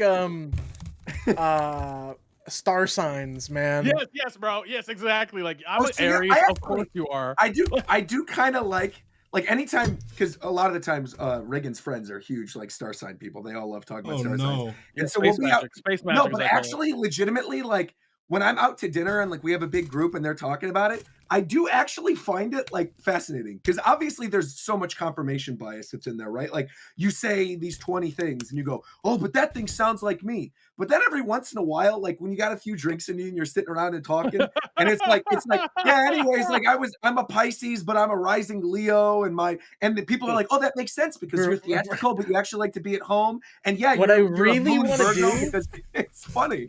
One day, what I really want to do, what I see people do, is just if it gets brought up and someone asks me what my sign is, I just say some bullshit, and they go, "Oh, you're totally that." I'm like, "That wasn't my sign, actually." No, I've done that. I've Yeah, literally they'll probably done that. have. They probably have a every time. way. Oh, never mind. Well, that's what I was saying. Everyone always thinks I'm a Leo because, like, I'm a very It works every time in my- eccentric, kind of like seemingly outgoing person. But in reality, I'm emotional. I like the things I like, and I don't like the things I don't like. But I would rather be at home by myself than like Correct. go to a thing 9 times out of 10. And so when I heard that, like, oh, that's my rising, but that's not my actual sign, I'm like, you know what? That tracks. Metal Gear? And that's funny. Yeah, Hey, Roger, Exactly. what time were you born exactly? I hate that. It was Dude, one- I told the I told a Hurt. girl at the comedy place I go, I just offhandedly I was like, oh yeah, I've been losing my mind lately, and then she asked how old I was, and I told her, and she was like, oh, something about a Saturn return, and that's why. And I'm like, no, I think I just need psychiatric care. Yeah. Yeah. It's crazy. It's funny. It's funny though. I call it space magic, and it's like it's so funny because I call it space racism. Spacism.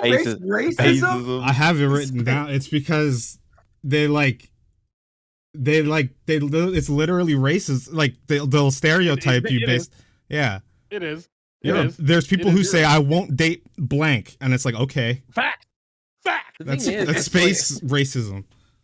Yeah. Spacism. people most of what people are products of their environment, right? So it's like Mm. star signs predominantly are just like when you're born, really, like when you're Yeah. born Yeah. in the year. But you know, people are so different based on uh the sorts of Life. people that they surrounded themselves with, the conditions that they grew up in. There's so many things that just influence the way you are as a person. It's just so strange to me to just write someone off based on when they were born. I'm a year of a pig. Yo, Yeah. same. Yeah, that would be like that would Yeah, be, yeah, it's almost exactly, like writing someone off for where they were born. which people also do. Yeah. Yeah, absolutely. I was like, people definitely do that. I noticed something when I was in LA about like, and then came back when I went to when I went there the first time a couple of years ago. I noticed I was like, oh, people in LA. Whenever you mention another place to people who are from LA, 99.9% of the time they'll go, oh yeah, I've been there, or no, I haven't been there, but it looks nice. Like they'll never be disparaging.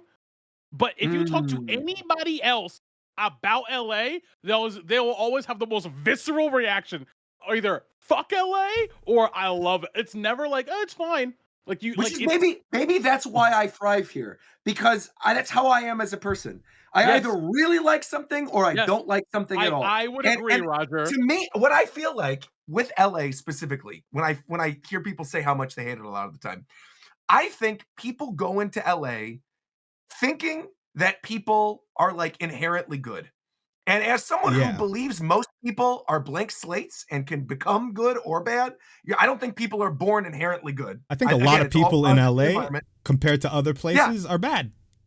yeah, and I think if you go like, because people will go, oh, people are such users in LA. Like I went to this party and people just wanted something from me. It's like, well, if you go to the party knowing that most people are probably going to be like that, and then you meet some real people, you're going to connect obviously with the real people and you're Yeah. going to have a good time. And I think like because I already moved here having a lot of friends that were in LA, and because again, I know very clearly the type of people I like to be around and It's the where type of people I it's don't like to literally be for around, marketing. dude, I have like no problem whatsoever, dude. I like it. But if you're like looking for, I just feel like if you're not in the entertainment industry, there's literally no reason to be here. I feel Yeah. like there's, No, no, you know no, what I mean? Yeah. you're right. Like Yeah. literally, and in an analogous example, I've heard this guy Brendan Lee Mulligan. He's like a really popular DM and like content creator and like improv guy, and he's from New York City, and he has a whole bit about if you don't like New York, that's a you problem. Because you are probably going into New York expecting it to be something that it's not, Something and that that's it's like, a which is your exactly an LA thing, like exactly the same thing. Which like is so if funny because like viscerally, New York people and LA people so many of the times like hate each other or hate the yes, other place, but they are literally one and the the same. It's same, the same. the Because same. you They are the go with same. the idea of Hollywood and you think everything's gonna be bright, and then you go to Hollywood, like actual Hollywood, and you're walking on the Walk of Fame, and it's like all strip clubs and tattoo parlors and Yep, people like doing crack in the corner. And then you yep. go to New York, same thing. You have this idealized version of like, oh, the best of America, and it's a melting pot. And then you go to New York, and literally the last time I was in New York, this is a true story. I walked out of my hotel, was walking just down the block to go to a deli to go grab some lunch. A dude walked in front of me, looked me dead in the face, smiled, and took a shit right on the ground, and then walked away. And I'm Yeah. like, yep, that's just kind of how it is. Yeah, But yeah. but guess what? I went to the deli afterwards. That shit slapped. I loved my salmon and rocks on a bagel. It was delicious. It was like great. both can be true. Yes, Like both Yep. can be true. The place and can that, be fun and also be shitty at the same and time. also be fucking horrendously Right. horrible. Like Right. it's the thing of like when people like I get this a lot, not to the extent I think maybe in the last couple of years when people come to DC, right? When people come to DC, they're like, "Oh my god, let's go see the museums, let's go see the," and then they're like, it's the capital of the nation. It'll be great. I've literally seen people take shits on like Lincoln's toes. Like I've Yeah, seen right. people. That's I've gotta get seen- you imprisoned. No. You go to prison. You go to prison. I've seen people take whole pisses in the reflecting pool.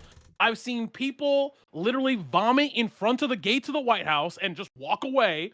Like it happens all the time. That, Because I only think place, shitting on Lincoln's toes is too much. Everything else is bad, but that one was insane. Shitting on Lincoln's toes is crazy. I will admit that, but I did see it, and to be honest, I've seen that one more than once. Like, I'm just gonna say it's been more than once that I've been there where I've had to like take I took students on a field trip, and I had to basically like they have people at the Lincoln Memorial, like cops whose only job is to ward off people from taking shits behind Lincoln.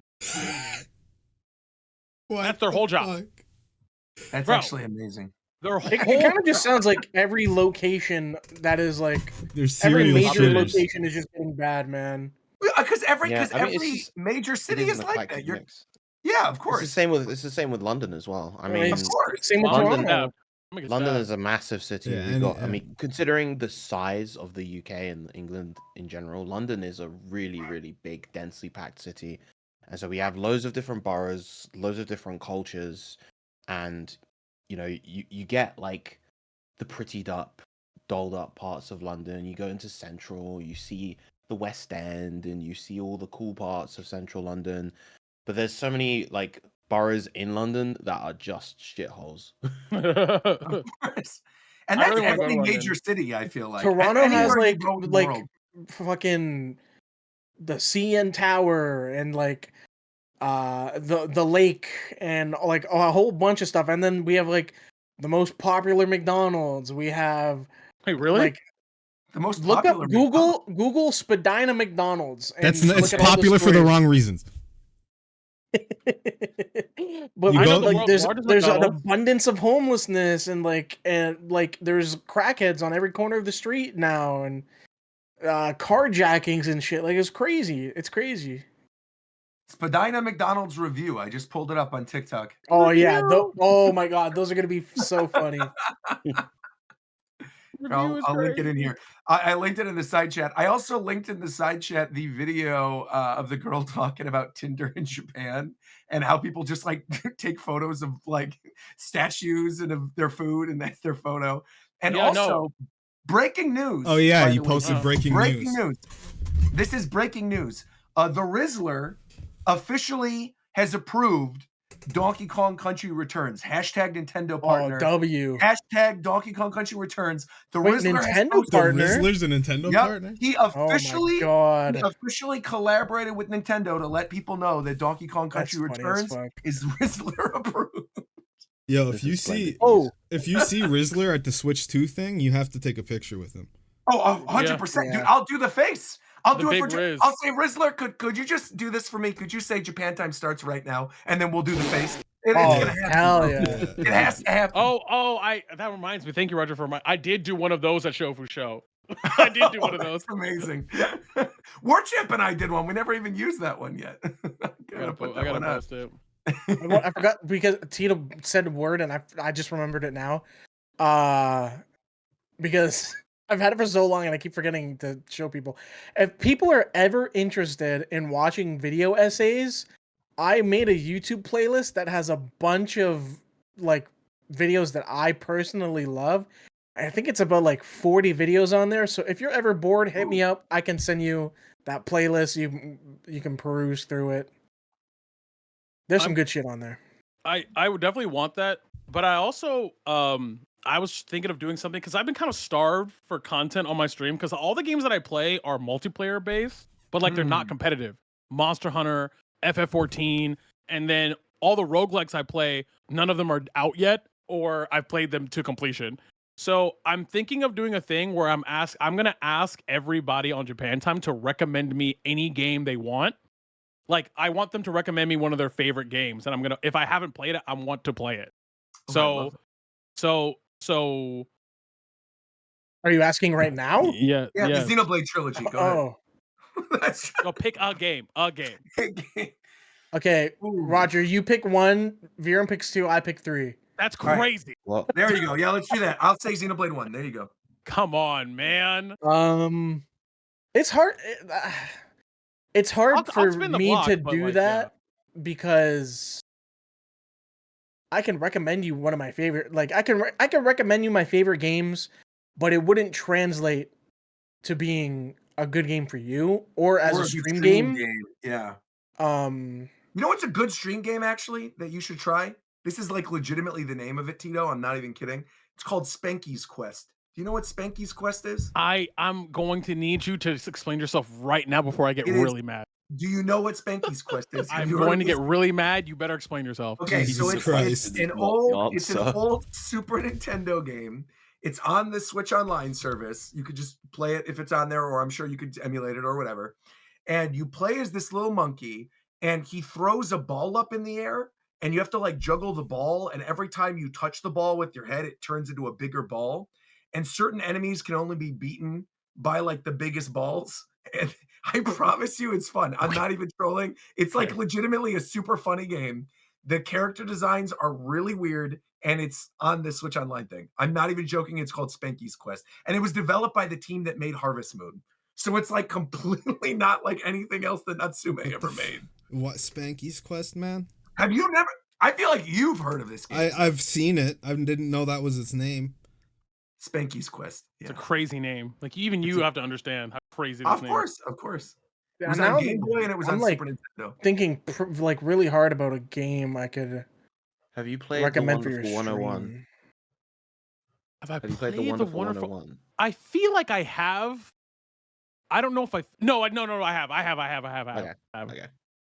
I That would've been my remember recommendation. before I threw out my Wii U, I remember buying it and playing. That was one of the few games. Well, no, actually, didn't that get a port to Switch? I at guess some point? people, got ported because to this is going to be on everything, YouTube, people can comment them too. Yeah. Oh yeah, yeah. that's true. Of course, of course. Comment them, but I just really like the idea of being like, all right, this week we're gonna play a game from Viram recommends, and he recommends like X or whatever, and Roger because the thing is like you guys have such a like very different. Like, Well, you would cool- think so, but honestly, no. Like, I think don't we know, share a bro. lot of the same tastes. We do. Yeah. Push Well, I comes think to we shove, I feel like- share the same taste but different series. Yeah. Have you played Vanquish? No. Oh, that's a good choice. That's a Actually, cool that's a game. great. You would love that too, as like a DMC head. As somebody who likes 2010s action. Platinum games. game. You want to know something Really funny, cool Roger? game. I've never played DMC.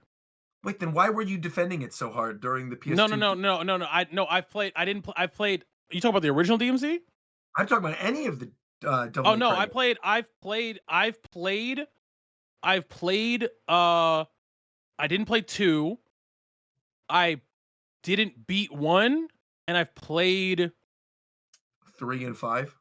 I've played 3 and 5. Yeah, I figured. Play 4. No. I didn't play 5. I didn't play 5. Oh, you Play played 5. 4 then?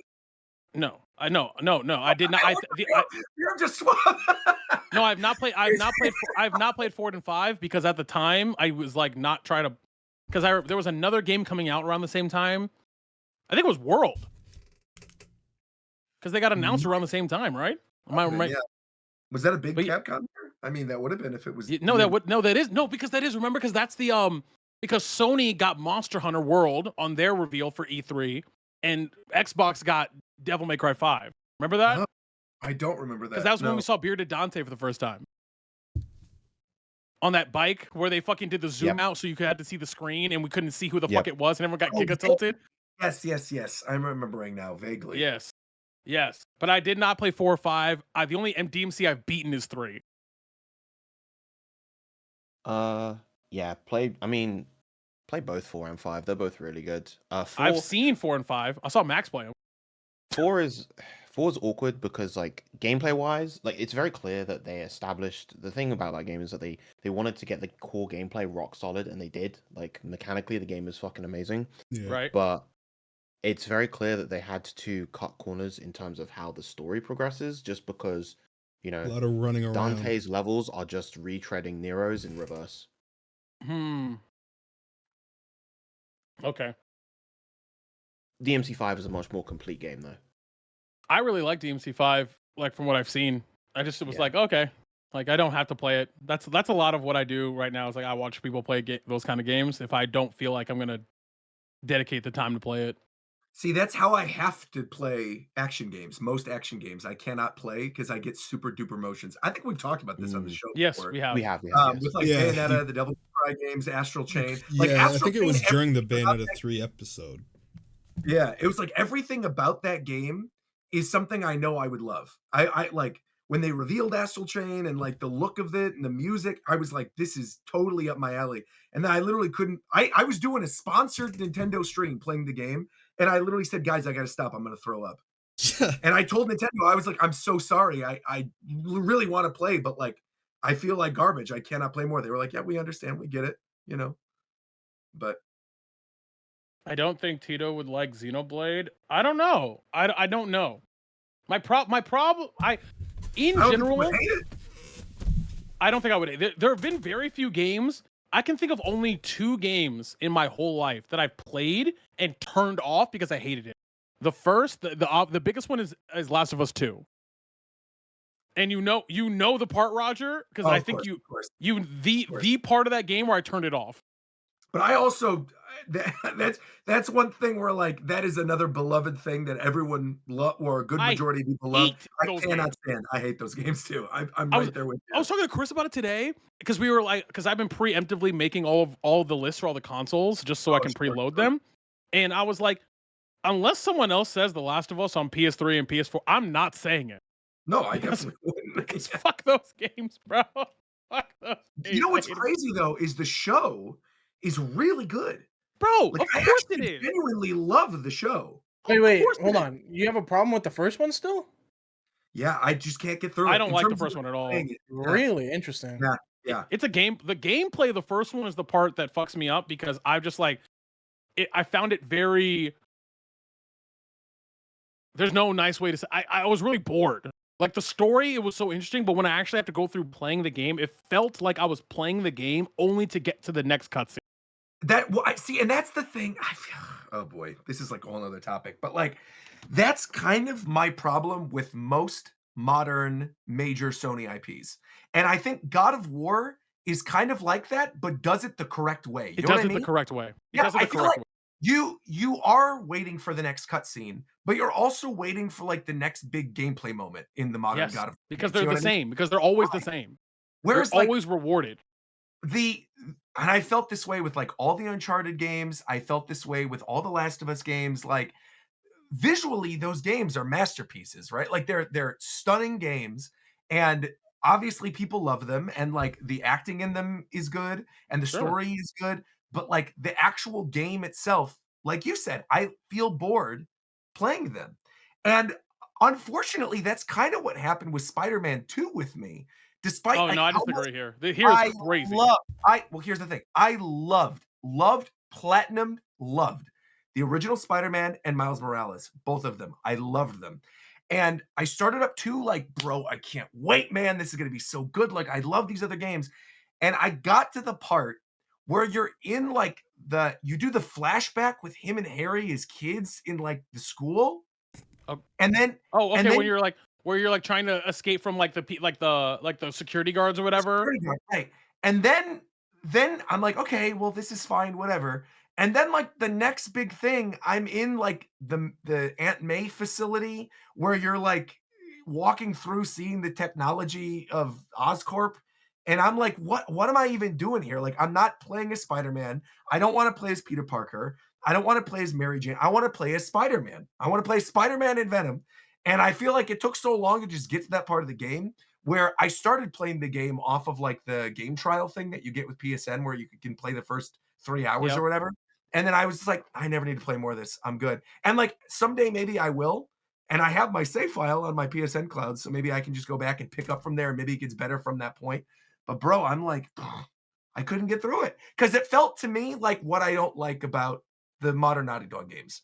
It's like getting to the next cutscene and that the stuff that was happening, it wasn't like the gameplay moment that I was interested in. It was, and I was bummed because I loved the first 2 games, like loved them, loved them, loved them. Well, the first game is one of the best games on the like Oh, it's bar incredible. none. And I feel So like Coast, I feel like you had a similar situation a little bit with FF16 recently. No. In the way you're describing, that's not the issue I had with So 16. what happened with you in 16? The issue with 16 was just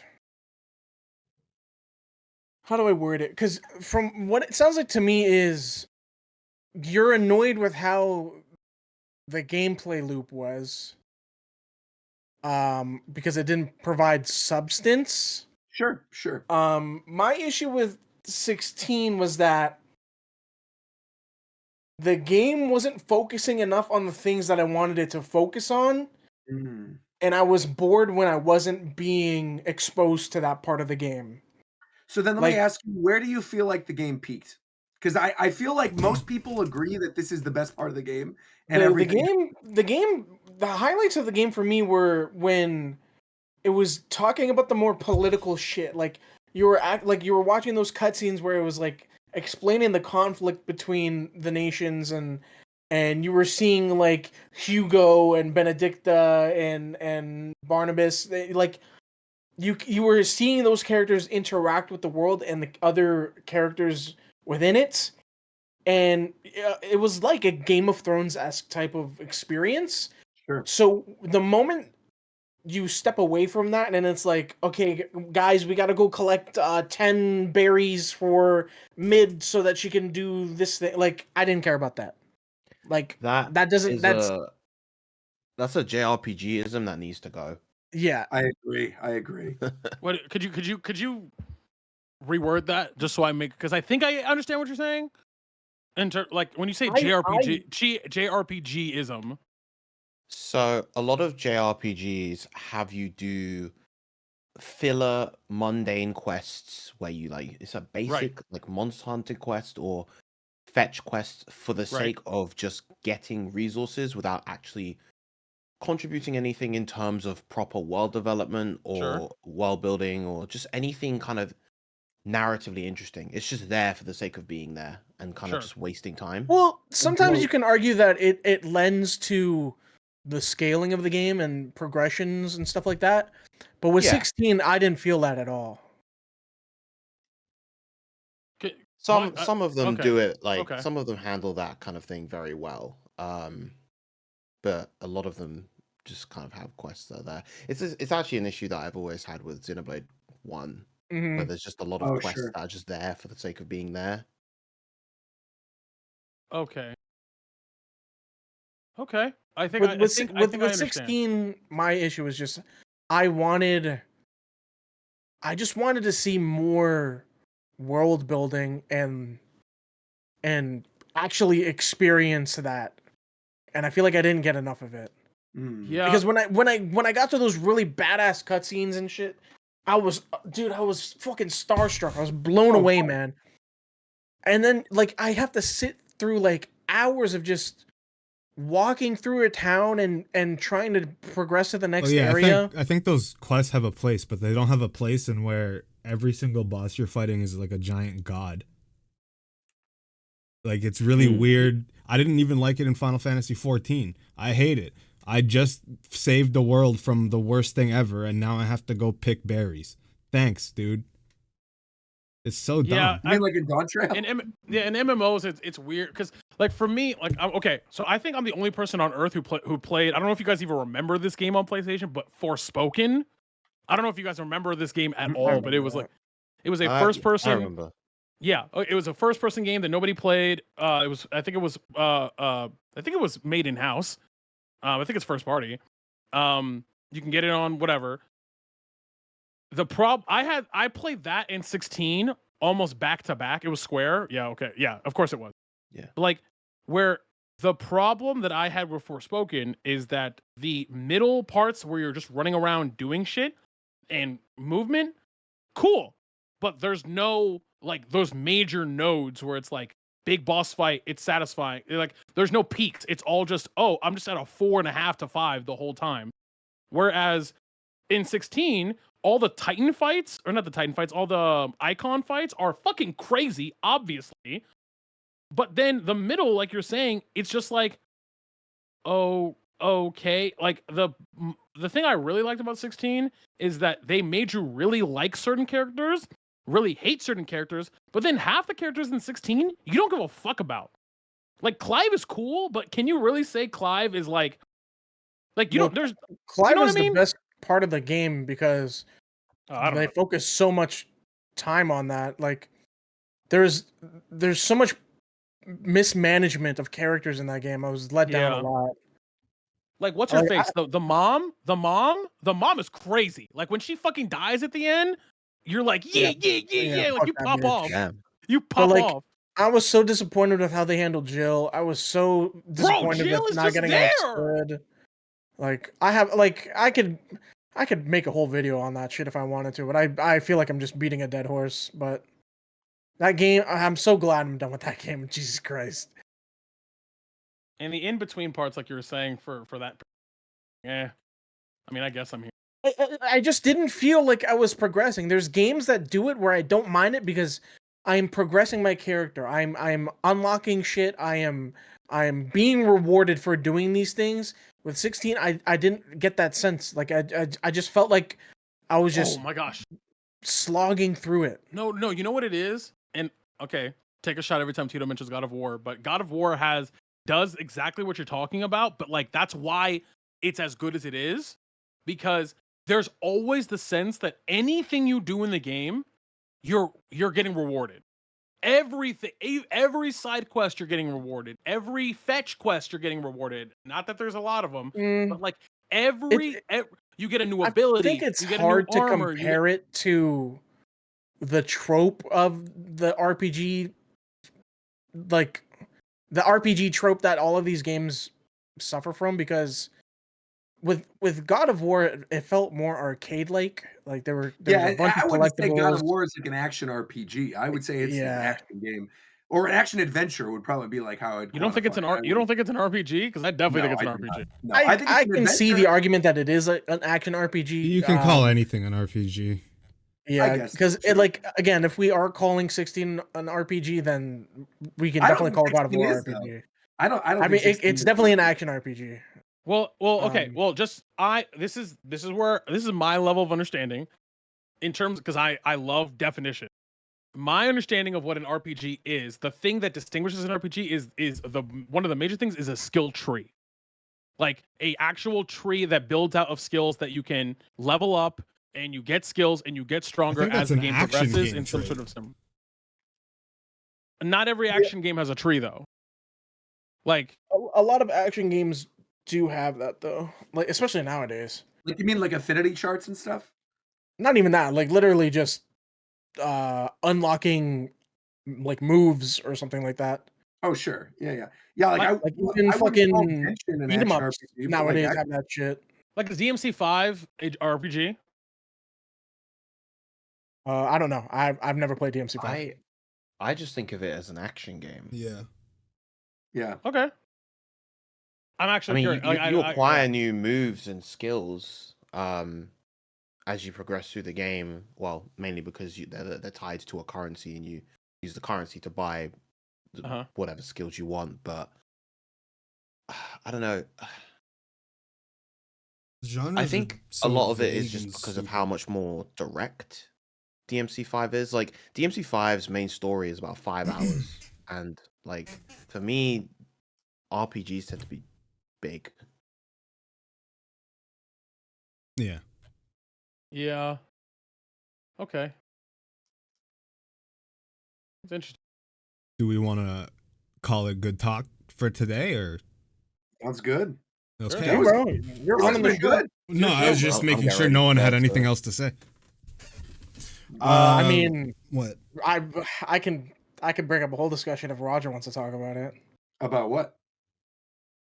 Oh, Oh, we could. I would, actually, it might be better. It might be better to do it here instead of on Japan time because we're gonna have a lot on Wednesday to go over. What is it? Between two the different Doomsday Marvel stuff. info drop. Oh. Yeah. Yeah, you can like this show is like I said, it wasn't gonna be like video game, but it's like topics that wouldn't just happen on Japan time. Pretty Yeah, much. because I feel like that would be a massive spinoff on the show. Right, so what do you think, man? Good.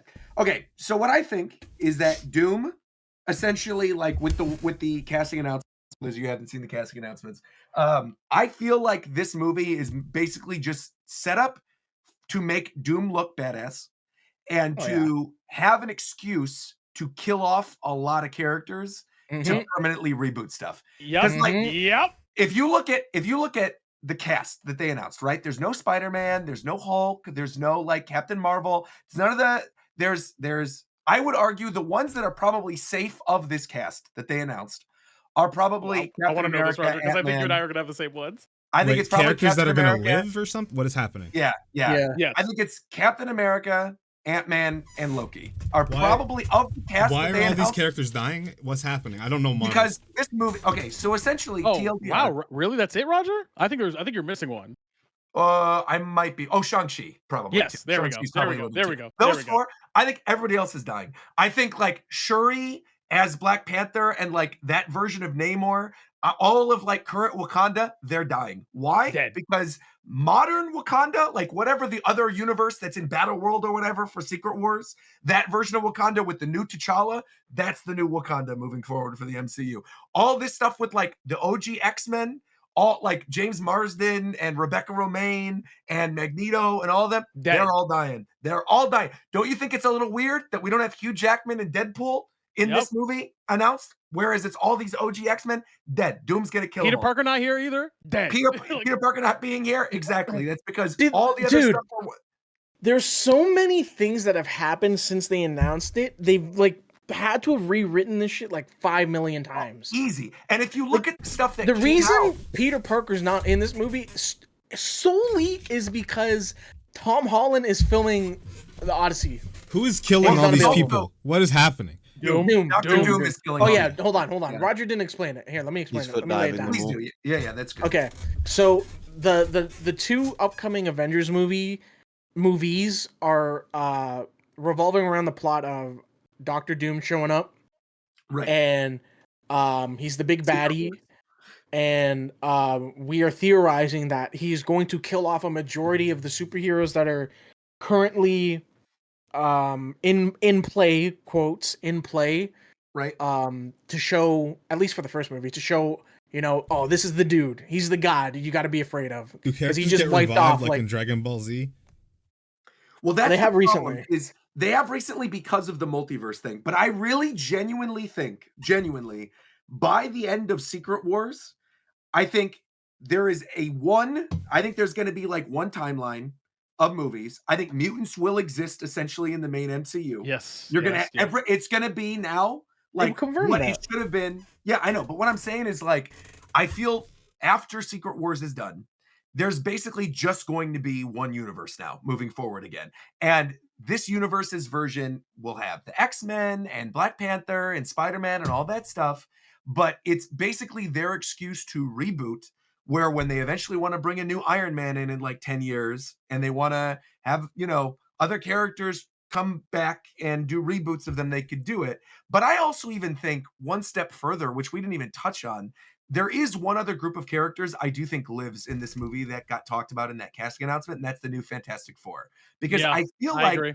the new Fantastic Four movie, with what we've seen of it so far, of like this alternate 60s whatever with technology. Well, wouldn't it that make sense for them universe- to live? I thought they're like Doctor No, Doom. well, Yeah. Well, right, but that's Yeah, my point. Is I think that their universe they come from is dying. And I think they have to escape that universe, and that's how they somehow run I don't into think that's stuff in the reason. MCU. You don't think like Galactus eats it No. or some shit? No, So what I do you think is happening? Silver Surfer is Galactus will actually, maybe that could be it, because Right, because I feel like Galactus eats their universe, and then they go to whatever the other universe is, and Doom is there, and that's the tag of the end credit. No. And you're like, Go oh, ahead, Coast. because like what I'm gonna bring up, because this is gonna like turn the tide of this conversation a little bit, yeah. is the casting reveals that they had kind of explains a little bit more of what's happening with the leaked concept art. Yes, exactly. Because there's a none of shot. I didn't know there was so much stuff there. like I didn't know Yeah, concept art Yeah, leaks there's, or dude, Oh, it's yeah. huge. There's a piece of concept art where it's Doom in Latveria, and like he's in like a room, and like people are around him, and he's in a throne, and like there's like one person bowing to him or whatever, but beside him is Doctor Strange. Yeah.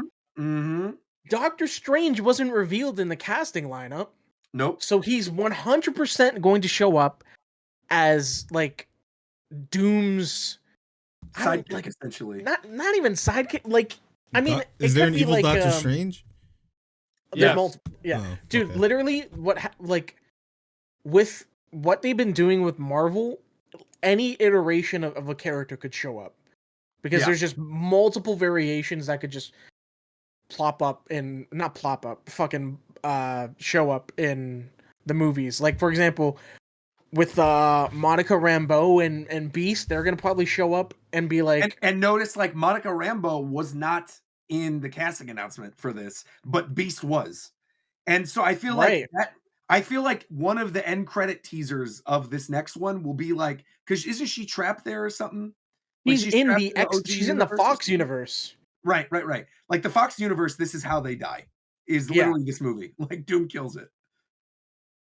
Yeah, I mean, like, because the thing is, they've already and they've done a thing where like they've already set up certain things like the stinger of Venom leaving a part of himself after at the end of Far From Home that canonically exists in in Tom Holland's New York. Like Venom is there, and that's how he gets there. So you already have all the Spider-Man idiots. They're all bundled up in a corner over there. That's why they're not here, because they're not gonna fucking touch Spider-Man. They're gonna be like, they also, I all mean, you I all you think that's idiots many more other of a weird things. I think that's more of a Spider-Man 4 thing.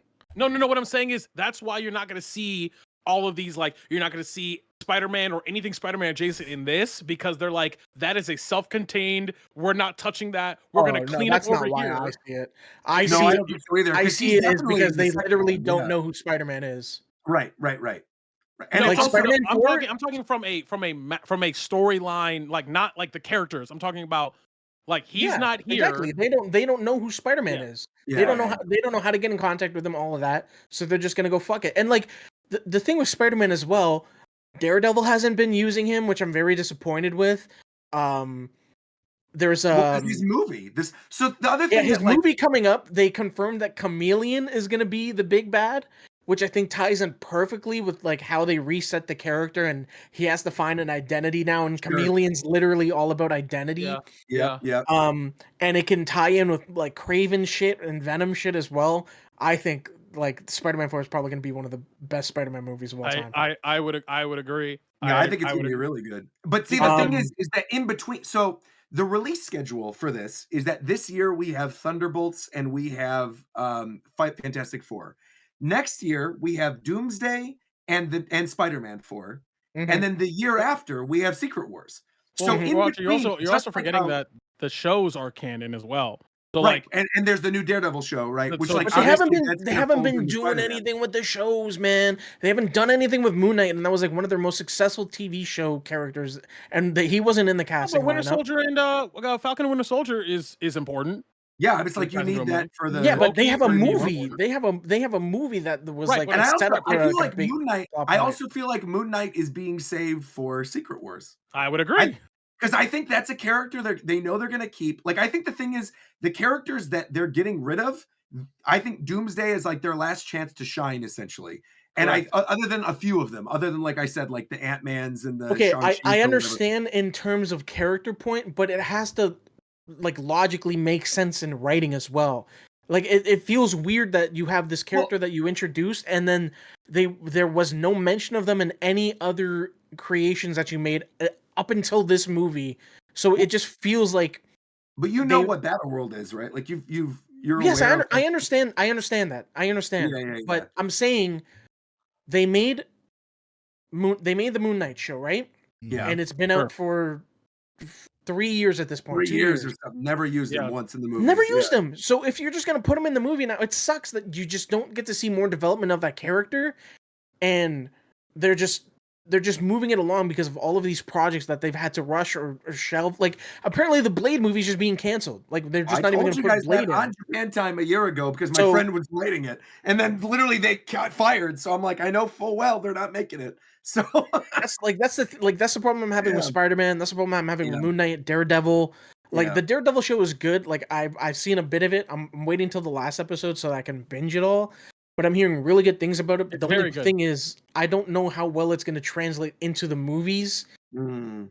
And then another issue is the Wakanda show that is slated for next year and Ironheart. Like, how are they going to use those shows to slot characters into the movie. Like I can Well, I can so see Ironheart for Young Ironheart Avengers. yeah, right. But also the Ironheart show was filmed back in 2022. That show's been done for years. They've literally been sitting on that, waiting for the right thing on the release schedule. It's not like Oh, okay. they're not putting it like they're not thinking of how to tie it in with the movie The because it's literally Wakanda show? no, Hear the me out. Wakanda show's been canceled. Apparently, it's still slated. Like there's still The Wakanda show's been canceled, bro. Yeah. And so has really Armor okay. Wars. Well, Yeah, they're both done. Yeah. because I was gonna say, Wakanda show would have been really good as a setup to introduce the multi-universe The or the new Black multiverse Panther. Black Panther. Well, see, That would the have been whole a thing is great that way. I believe they are still making the animated Wakanda show. That I think is still happening. But Yeah, I swear there's a Wakanda. I literally looked at a list no, the other day. but there was a live action one that was slated that was meant to be like the it's not the Midnight Suns. What's Midnight Suns is the Blade thing. What's the Not oh Thunderbolts. no. I don't know what you're trying Um, to. the Inhumans. No. No, that was No. canceled a while ago. It was in Wakanda Forever. Like you know how they had the new armor? What's like the The vibranium, no no no adamantium. no. There's like the characters that have the blue suits with wings. The characters have the blue suits Yeah, with at the end of wings. Wakanda Forever, there's like the character. No, it's not the Illuminati. Oh, it's gonna kill me that I can't think of this.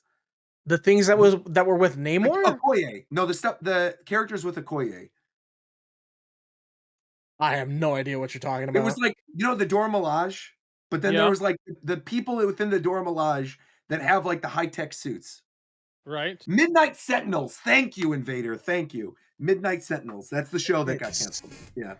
Midnight Sentinels. Midnight Sentinels. Thank you. But Thank you. do Yeah. you guys really? Because the thing is, I guess Oh, the I'm Midnight Angels. Thank you. I was under I'm under the intention based off everything that they've said and how they're also delivering these shows that they're really trying to separate what they call street level heroes and world level heroes. So for example, Daredevil, Punisher, these I don't think these guys are getting movies. I think they live on TV shows. They're better at Daredevil. TV shows So and they just Daredevil and Wilton Fisk were both confirmed for the new Spider-Man. They're both like a big part of it. no, I mean like they get their own shit. Like I don't Oh, think I don't oh, think yeah, I They're agree. definitely not Yeah, getting I their own agree. movie, but I'm Yeah, saying yeah. No, not their own movie. they're 100% yeah. going to put them into Yes, these absolutely. Avengers No, movies. absolutely. What I'm saying is, I don't understand how you're gonna do it when you have no setup for it. You're just throwing them in there. That's the only Yeah. problem I'm having with it. Because that's like the problem with the whole multiverse thing is that they basically didn't know where they were going after Endgame. Yeah, they And got were fucked like, over with planning too far ahead. yeah, and they planned too far ahead, and then they were like, "Well, we don't know how to solve this, so we're just gonna make a bunch of multiverse movies." And then now they're at a point where it's like, okay, now we have too many characters, we got to trim this down. So you bring in Doom, he kills everybody. You reset it where there's just one universe, and then that's it. Because like you said, with that concept art, They're for doing Secret all Wars of that this got to just released, reset it. yeah, literally. Because No, hold concept on. art for Secret Wars, This is a thing for like this is already an established storyline in comics. They're just yeah, of course. adapting. But they're adapting it because it makes sense to reset their universe to adapt this as this thing. Because again, like there was that scene in Deadpool and Wolverine where you see Deadpool in the future, right, lying there and Thor's crying over him. That's obviously a thing in Secret Wars, right? You've got like all this other stuff too with the new Fantastic Four characters. Like they obviously just cast them. They're not dying in Doomsday, and Doom is their main villain. So obviously you're going to have them come into play. I think another big reason Spider-Man's not in this movie is because this Spider-Man will need to reveal at some point, or it will need to be revealed to him that Doctor Doom is Tony Stark, right? Yes, correct. And that's going to have to be like a big plot point of like, wait, what the hell? Who are you? And him like grappling with that this isn't his Tony, right? That this is like somebody else. So there's just all this other stuff they got to juggle with it. But the thing with the Secret Wars concept art is they showed Star-Lord, they showed Vision, they showed Young Avengers, they showed all the Hulks, and they showed, like you said, Doctor Strange with Sue Storm and with Doom. And all that stuff miraculously was not in the casting stuff for Doomsday, which is why I feel like, which we seem to be in agreement, Doomsday is mostly going to be killing a lot of characters. Yeah, it'll Yeah. probably literally be a cliffhanger on Fantastic Four, Yeah. and then it'll lead up into Doomsday, and it's just gonna be a bloodbath. Like Yeah, I yeah. see a lot of characters dying. Yeah. I think you're gonna get no more or less than, I don't know. Like I'm talking multiverse of madness level. Wanda just walking in, just nuking people. Yeah, just killing people. Right, Like right, just right. left and right. Like They just didn't even mention Wanda either. No, but Vision again was in the artwork for Secret Wars. He's sitting on the I know, couch but I'm with saying like Star-Lord, for the yeah. casting, I'm just saying. Right, because Wanda is technically dead, right? Isn't that the Yeah. whole thing? Was at the end of Doctor Strange she died? Yeah. This guy doesn't know. I don't know. That's the thing too about the kind of like that kind of what's the word I'm looking for? Like I definitely think that the objective here is to like definitely they want to now, before they kind of had to fall into what the canonical version in the universe is of these characters, because they're just like, we're just trying this, we're just trying this, we're just trying this. Oh, okay, so I guess this is the version that we're going with. But now they can choose, this is the Daredevil we want. This Right, is the right. Spider-Man we want. Right. This is the whatever they want. Like, and they can just now they can be giga selective about that, which I guess is cool. But Right, like, because with Battleworld, right, it's made up of all the different universes, so they can Right. essentially pick and choose what they want from all of their universes, from the past, and put it all into one thing at the end of all of it. yep. Clear Yep. the sacred timeline. What I actually think, how I think Doomsday is going to end, I feel it ends. You know how like the Loki TV show ended with Loki sitting and like holding all the universes together and like being the god of stories or whatever. I feel like somehow, some way, Doom is either going to get his hands on that throne to create Battleworld, right, to make the one universe, or he somehow manipulates Loki into doing it and creating it himself. But I feel like the last big scene of the film is something with Loki and the TVA and all that stuff with Yeah, Doom to then I create think Secret Wars. Can I give you what I think the ending scene will be? Go ahead. I think the ending scene that will happen at the end of the movie, where Doom will basically, I think Doom is going to be the one that creates what is going to be known as Earth 1, essentially. Like Marvel's Earth, like this is the canonical Marvel verse, and it ends with Victor Von Doom being established as the dictator of Wachovia, or Latveria, excuse me. Right? And he's going to do a press conference, and it's going to show up on the TV in Times Square, and Peter's going to walk out and see Tony Stark giving a press conference. Like he's like, I it's don't like think that's how it'll end. like You because think it's going to end with him seeing him for the first Yes. time? yes, Mm. because then then it leads right into what you were saying, Coast, about Spider-Man 4 being all about identity. So he has to wrestle with the fact that would no. I think that ruins the entire That would swing money of up things for like, Spider-Man 4. with Tony Stark stuff. I don't know, bro. Like the whole thing's about like the whole point of The Spider-Man. only way I can see that working is if it's like that's like Chameleon trying to be Tony Stark, and like that's why Spider-Man would be after him. But if you introduce that, the Spider-Man 4 movie loses its purpose of reestablishing Peter Parker as, a college kid just trying to make it by and be a superhero and a normal person living in society. Like, I think that's what Spider-Man 4 should be. And maybe in the second act, you can do something like that where it's like something involving them so that it does have a segue into Secret War. Or I mean, maybe that scene you're talking about, Tito, maybe that is the end credit stinger for Spider-Man 4. Like I can see that, like, because Chameleon literally is stealing people's identities and using it to his advantage and stuff like that. So I can see him trying to be a Doom or a Tony Stark and get in Peter's head, something like that, and that can be like a second act where it leads into Secret Wars. But having Doomsday end like that and try to have Spider-Man 4 lean on that. I don't think that's what they're going to be doing. So then, what mean- do you think they're going to be doing? Because you were saying you Yeah. had an idea of something, Coast, and I'm Yeah. curious as to where you're. I mean, I just explained it. Like oh, it'll that's just literally what you think is going to happen. Okay. yeah, like it'll just okay. be like just like Spider-Man just trying to find purpose after the events of No Way Home and all of that shit, and still because like they have the Venom stuff. They casted Sadie Sink. I assume will be Black Cat.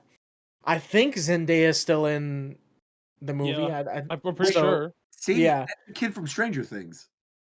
Yeah, The redheaded kid Yeah. from Stranger Things that almost dies. Yeah. She's Black Cat. that's what we don't know what she got casted for. I'm assuming it's Black Cat. I'm also That is weird. also- That's casting. or I'm maybe also- a Gwen. I don't know.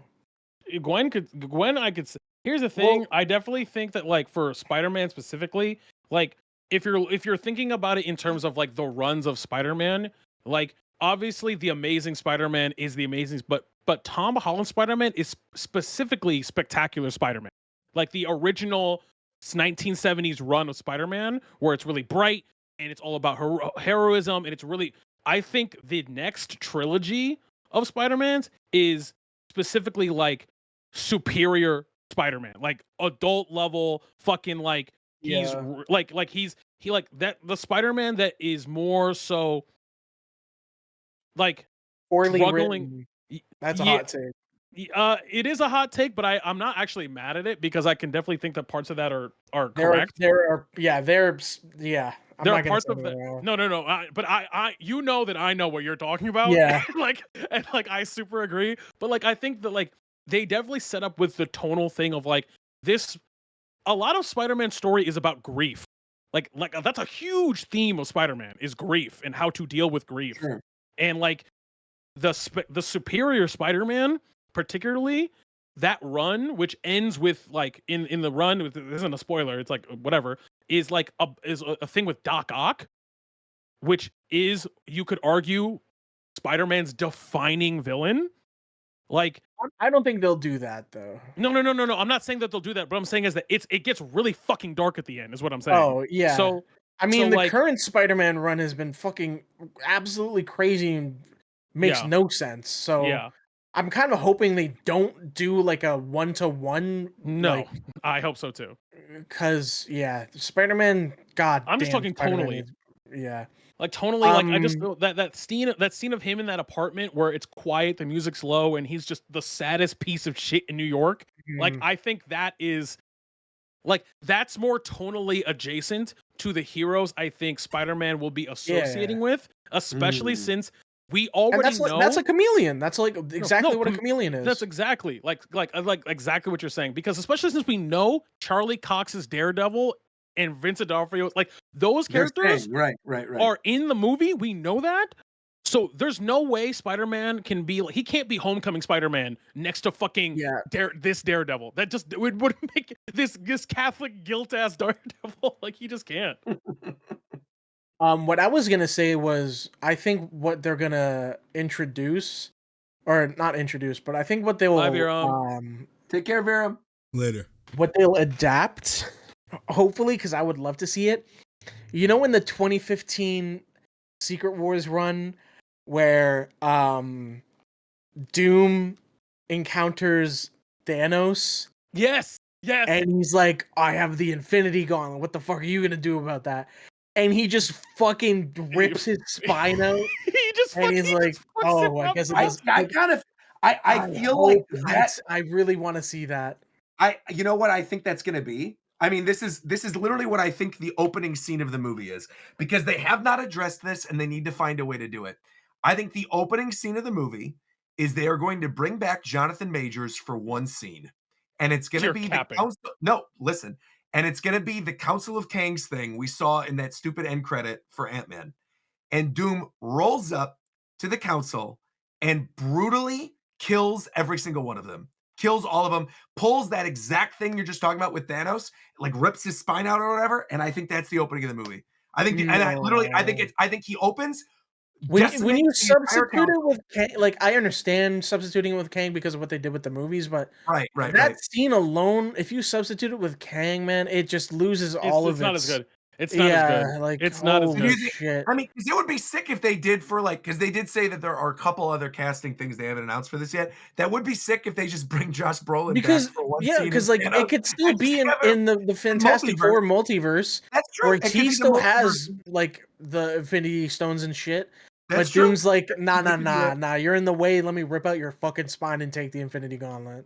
Yeah, I don't think they'll do anything more with the Infinity Gauntlet, but like, that would be that sick. shit would be. Yeah. Well, then again, I'm pretty sure it's in the movie lore where it's like, if you bring the stones to another universe, they lose all their power or something like that. Mm. So that would be how they explain, like, if he has it, it wouldn't work. yeah, Yeah. damn man, I don't know. We'll see. There's still a lot of unanswered questions and more. They said they're gonna reveal more casting soon, so Maybe that's we'll going to be it. Maybe that's when they We all, announce we all Josh agree that Brolin as we all Thanos. agree though that the future of Marvel though is going to be funneled through Spider-Man, right? Like we all agree. yeah. Well, it's Spider-Man and the mutants. I mean, we know that already. Yeah. Like No, my but I'm talking like assumption. kind of like how Iron Man is the tip Oh, of the spear. yes. Like Yeah. Spider-Man is like the main. Yeah. Spider-Man is like the Correct. world revolves Dude, around Spider-Man. I wouldn't even be surprised if they tease Miles at the end of Spider-Man Oh, 4. for sure. I'm sure they will. Okay. Okay. Can I give you it is not a spoiler because it does not. But it is but Coast, it is for the Daredevil show. It is not a spoiler. It is literally just a mention. It is a line. Do they mention Miles in it? Well, they've mentioned it They previously too in another Spider-Man movie. So. Spoiler alert. A fucking Daredevil is in a courtroom. Okay, he is giving a testimony, and he specifically mentions Officer Morales several times in the show. Well, yeah, because like so Miles exists for sure. 100% Miles exists. Yeah, they mentioned that with Donald Glover in Far From Home. Oh yeah, because he's Prowler, isn't he? Donald Glover was meant to be like that version. Yeah, right? he was supposed to be some iteration of that. Because isn't like in the Spider-Verse movie, right? Isn't he like in the Prowler outfit or something? Yes. Yeah. Donald Glover is a Prowler somewhere. Yeah, because and there's the line where he, like Tom Holland like webs him to his trunk and he says something about his nephew, like I gotta see my nephew. Like it was like something like that where it wasn't a name drop, but it was an insinuation. Yes. But specifically, because Miles's dad is his Uncle Ben. So if he's still alive, that means for the most part, Miles is around the age, like, because he is not that much younger than Peter. He is high school age while Peter is college age or older. So Peter is about 4 or 5 years older than Miles in most runs. So now that Peter is in college, like, this is around the time where Miles would inevitably become whatever. We'll see. I don't think they'll focus on it anytime soon, though. I don't think you don't get Miles until the second movie, until the end, I think. Not even until way after that. Like, I think they'll be like, Miles is a mutant. Yeah, definitely once it's like in the mutant saga. Once we're out of the multiverse saga and the mutant saga, that's when you're going to get Miles. In 20 years? And I agree. Well, no, I mean, it's coming up. I mean, in 2 years, right? I mean, it'll be like 2 or 3 years. Right. The end of the multiverse saga is Secret Wars, and Secret Wars is 2027. So there you go. Literally, like, I think it's June 2027. Yeah, so I mean, it's like pretty soon. Yeah. I'm curious to see what direction they're going to take it with the mutant stuff. It's weird to think the X-Men saga stuff is going to happen when I'm in my 40s. Yeah, but X-Men are so fucking cool, so I'm looking forward to it. I know. It's going to be good. I'm just saying it's crazy. X-Men are cooler than 95% of other things. Like, yes. Like, it's crazy. And they're all recast. Like, I think, for sure. Like, but the thing is, I could honestly see them keeping McAvoy. Like, I could see them keeping Fassbender and McAvoy and just casting. Like, well, yeah, because then McAvoy would be at a point where he's older, where he could just be like how Patrick Stewart was in the older. Correct. Yeah. Correct. Yeah, Like I can honestly, see that. Roger, I don't. I think McAvoy lives. Well, McAvoy hasn't been confirmed for Isn't he? He's in there. He's in there. not for No, Doomsday. it was Or is it just McKellen? Is it just Stewart and McKellen? McKellen. Yeah. Yeah, Okay. but that lends credence to, again, him not being there probably means that he will be one of the ones that lives. 'Cause they're Bro, gonna I'm just imagining now the fucking Professor X and Magneto are gonna get fucking soloed in one shot by Yes, Doom. of course. Oh, and they They're will going be. to. for sure. They're The going OG to team up. They're going to have a heart-to-heart about finally compromising, and they're both going to get body bags. Exactly. Yep, exactly it. That's They're about to exactly get it. body bags. Yep. Like, I think it's very funny as because I know we're wrapping up, but I think it's very funny how like people know about Doctor Doom, and people even like, but I don't think people understand on the No, whole. people do not understand the scale of how what Doctor Doom how can do. fucking crazy Doom is. Like, Here's the question. Here's the question that I think we can end it on. Okay. Mhm. Out of all of the characters, who do you think will be the one to stop Doom? Doom himself. Like, who gets the final? Like, because you know, Who Iron Man kills had. Doom? Yeah, Iron Man ended Thanos, right? Who Yeah. who ends Doom with the Oh, with it's the Peter. one? You think Peter? It's 100% Peter. Well, I yeah, think they, well, it has to I be, think they cast because it as RDJ for that specific For- reason. yeah, for it to be Peter. Interesting. Yeah. Okay. And I think Peter comes to the real. I think that's the culmination of him accepting his role of like he has to not only kill a guy who looks like the person he's living in his shadow of. Like he has to remove that part of himself for him to grow. And actually he's going to be really- the tip of, I don't think it's Peter. who do you Who think do it you is then? think it is? I think it's just gonna be Mr. Fantastic. Oh, I don't know, bro. I think they'll You think write it's it. Reed? Yeah, I think they'll write it where Reed and Victor will you know like they always do, you know, they'll clash heads and it'll continue out through the next couple movies. I just don't see. Do you see RDJ staying as Doom after this movie, though? No. No, this is strictly just I for the don't think so movies. either. Yeah, I feel like the version of Doom that Pedro Pascal will fight against outside of these movies will be someone completely different. Oh yeah. No. After this, there's no Doom at all. I agree. Really? You don't think they're going to ever touch Doom again after this? No. No. No. Whoa. Okay. All right. Because the thing is, Doom is I think a character. Doom to me is like Galactus. You can't do Galactus more than once. I You think can't what they'll do do Doom more than is once. they'll do what they did with Thanos and they'll touch on it a little bit, and it Yeah. would make sense because there are instances where Reed and Doom like they put aside their differences and like worked together, or like they found mutual ground. That's why I don't think Doom dies here. I think Doom gets Doom's stopped. dying. No. Doom's dies. dying. No, I- 100%. Doom dies. I think Doom dies. I think Peter tries to save Doom, but Doom dies. What? Like I think whatever the like because obviously Peter's obviously gonna be, his whole thing is like I'm not gonna kill what like that's his whole Sure, thing. sure. Yeah. But like I think there is an inevitability where something happens, but I think the last person that Doom interacts with on screen is Peter Parker. I Spider-Man. don't see why you would cast RDJ as Doctor Doom for any other reason. Well, desperation, obviously. I mean, that's why they see how poorly things have been doing, and they know that Robert Downey Jr. will bring people back. Like people who are not familiar with the comics, people who just like saw the Avengers movies and were like, this is hype, and wanted to see him again. Right? Like that's why I don't think they kill him. I really genuinely think, like, because of what you guys talked about, where like sometimes he shows up and then they put aside their differences. I feel like this is their way of being able to sparingly sprinkle Robert Downey Jr. dust No. onto the MCU until he's like, No. all right.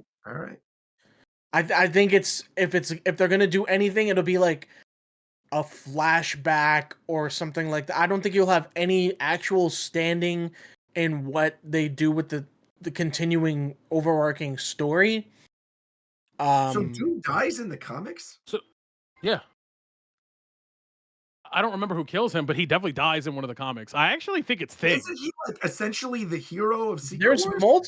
There's multiple Doom deaths, I'm pretty sure. Yes. And But, I'm like, the pretty main sure plot of Secret Wars? Isn't the I'm whole pretty thing sure that- Human Torch kills him once. I'm looking here. Well, Deadpool kills everybody, so Deadpool kills him once. No, that doesn't count. Anytime Yeah. someone says Deadpool kills him, that doesn't count. It doesn't Doesn't count. Multiple times he's left over to the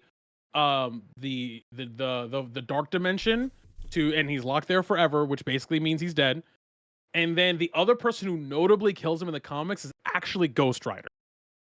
Yo, Ghost what'd be Rider. funny I is- forgot about what if- Ghost Rider. What if they just whip out Nicolas Cage and No. very end of the movie, no explanation? What's Ghost crazy? Rider. What's crazy about Ghost Rider 2 is that they've really been getting away from that version of, because the modern Ghost Rider is actually Robbie Reyes, who's not on a bike. He has a muscle car, and it's fucking metal as shit. He doesn't have a motorbike. He's not this fucking like Daredevil, Evil Knievel guy. He is a former gang member who has a fucking muscle car that turns into the Ghost Rider shit. It is crazy fire.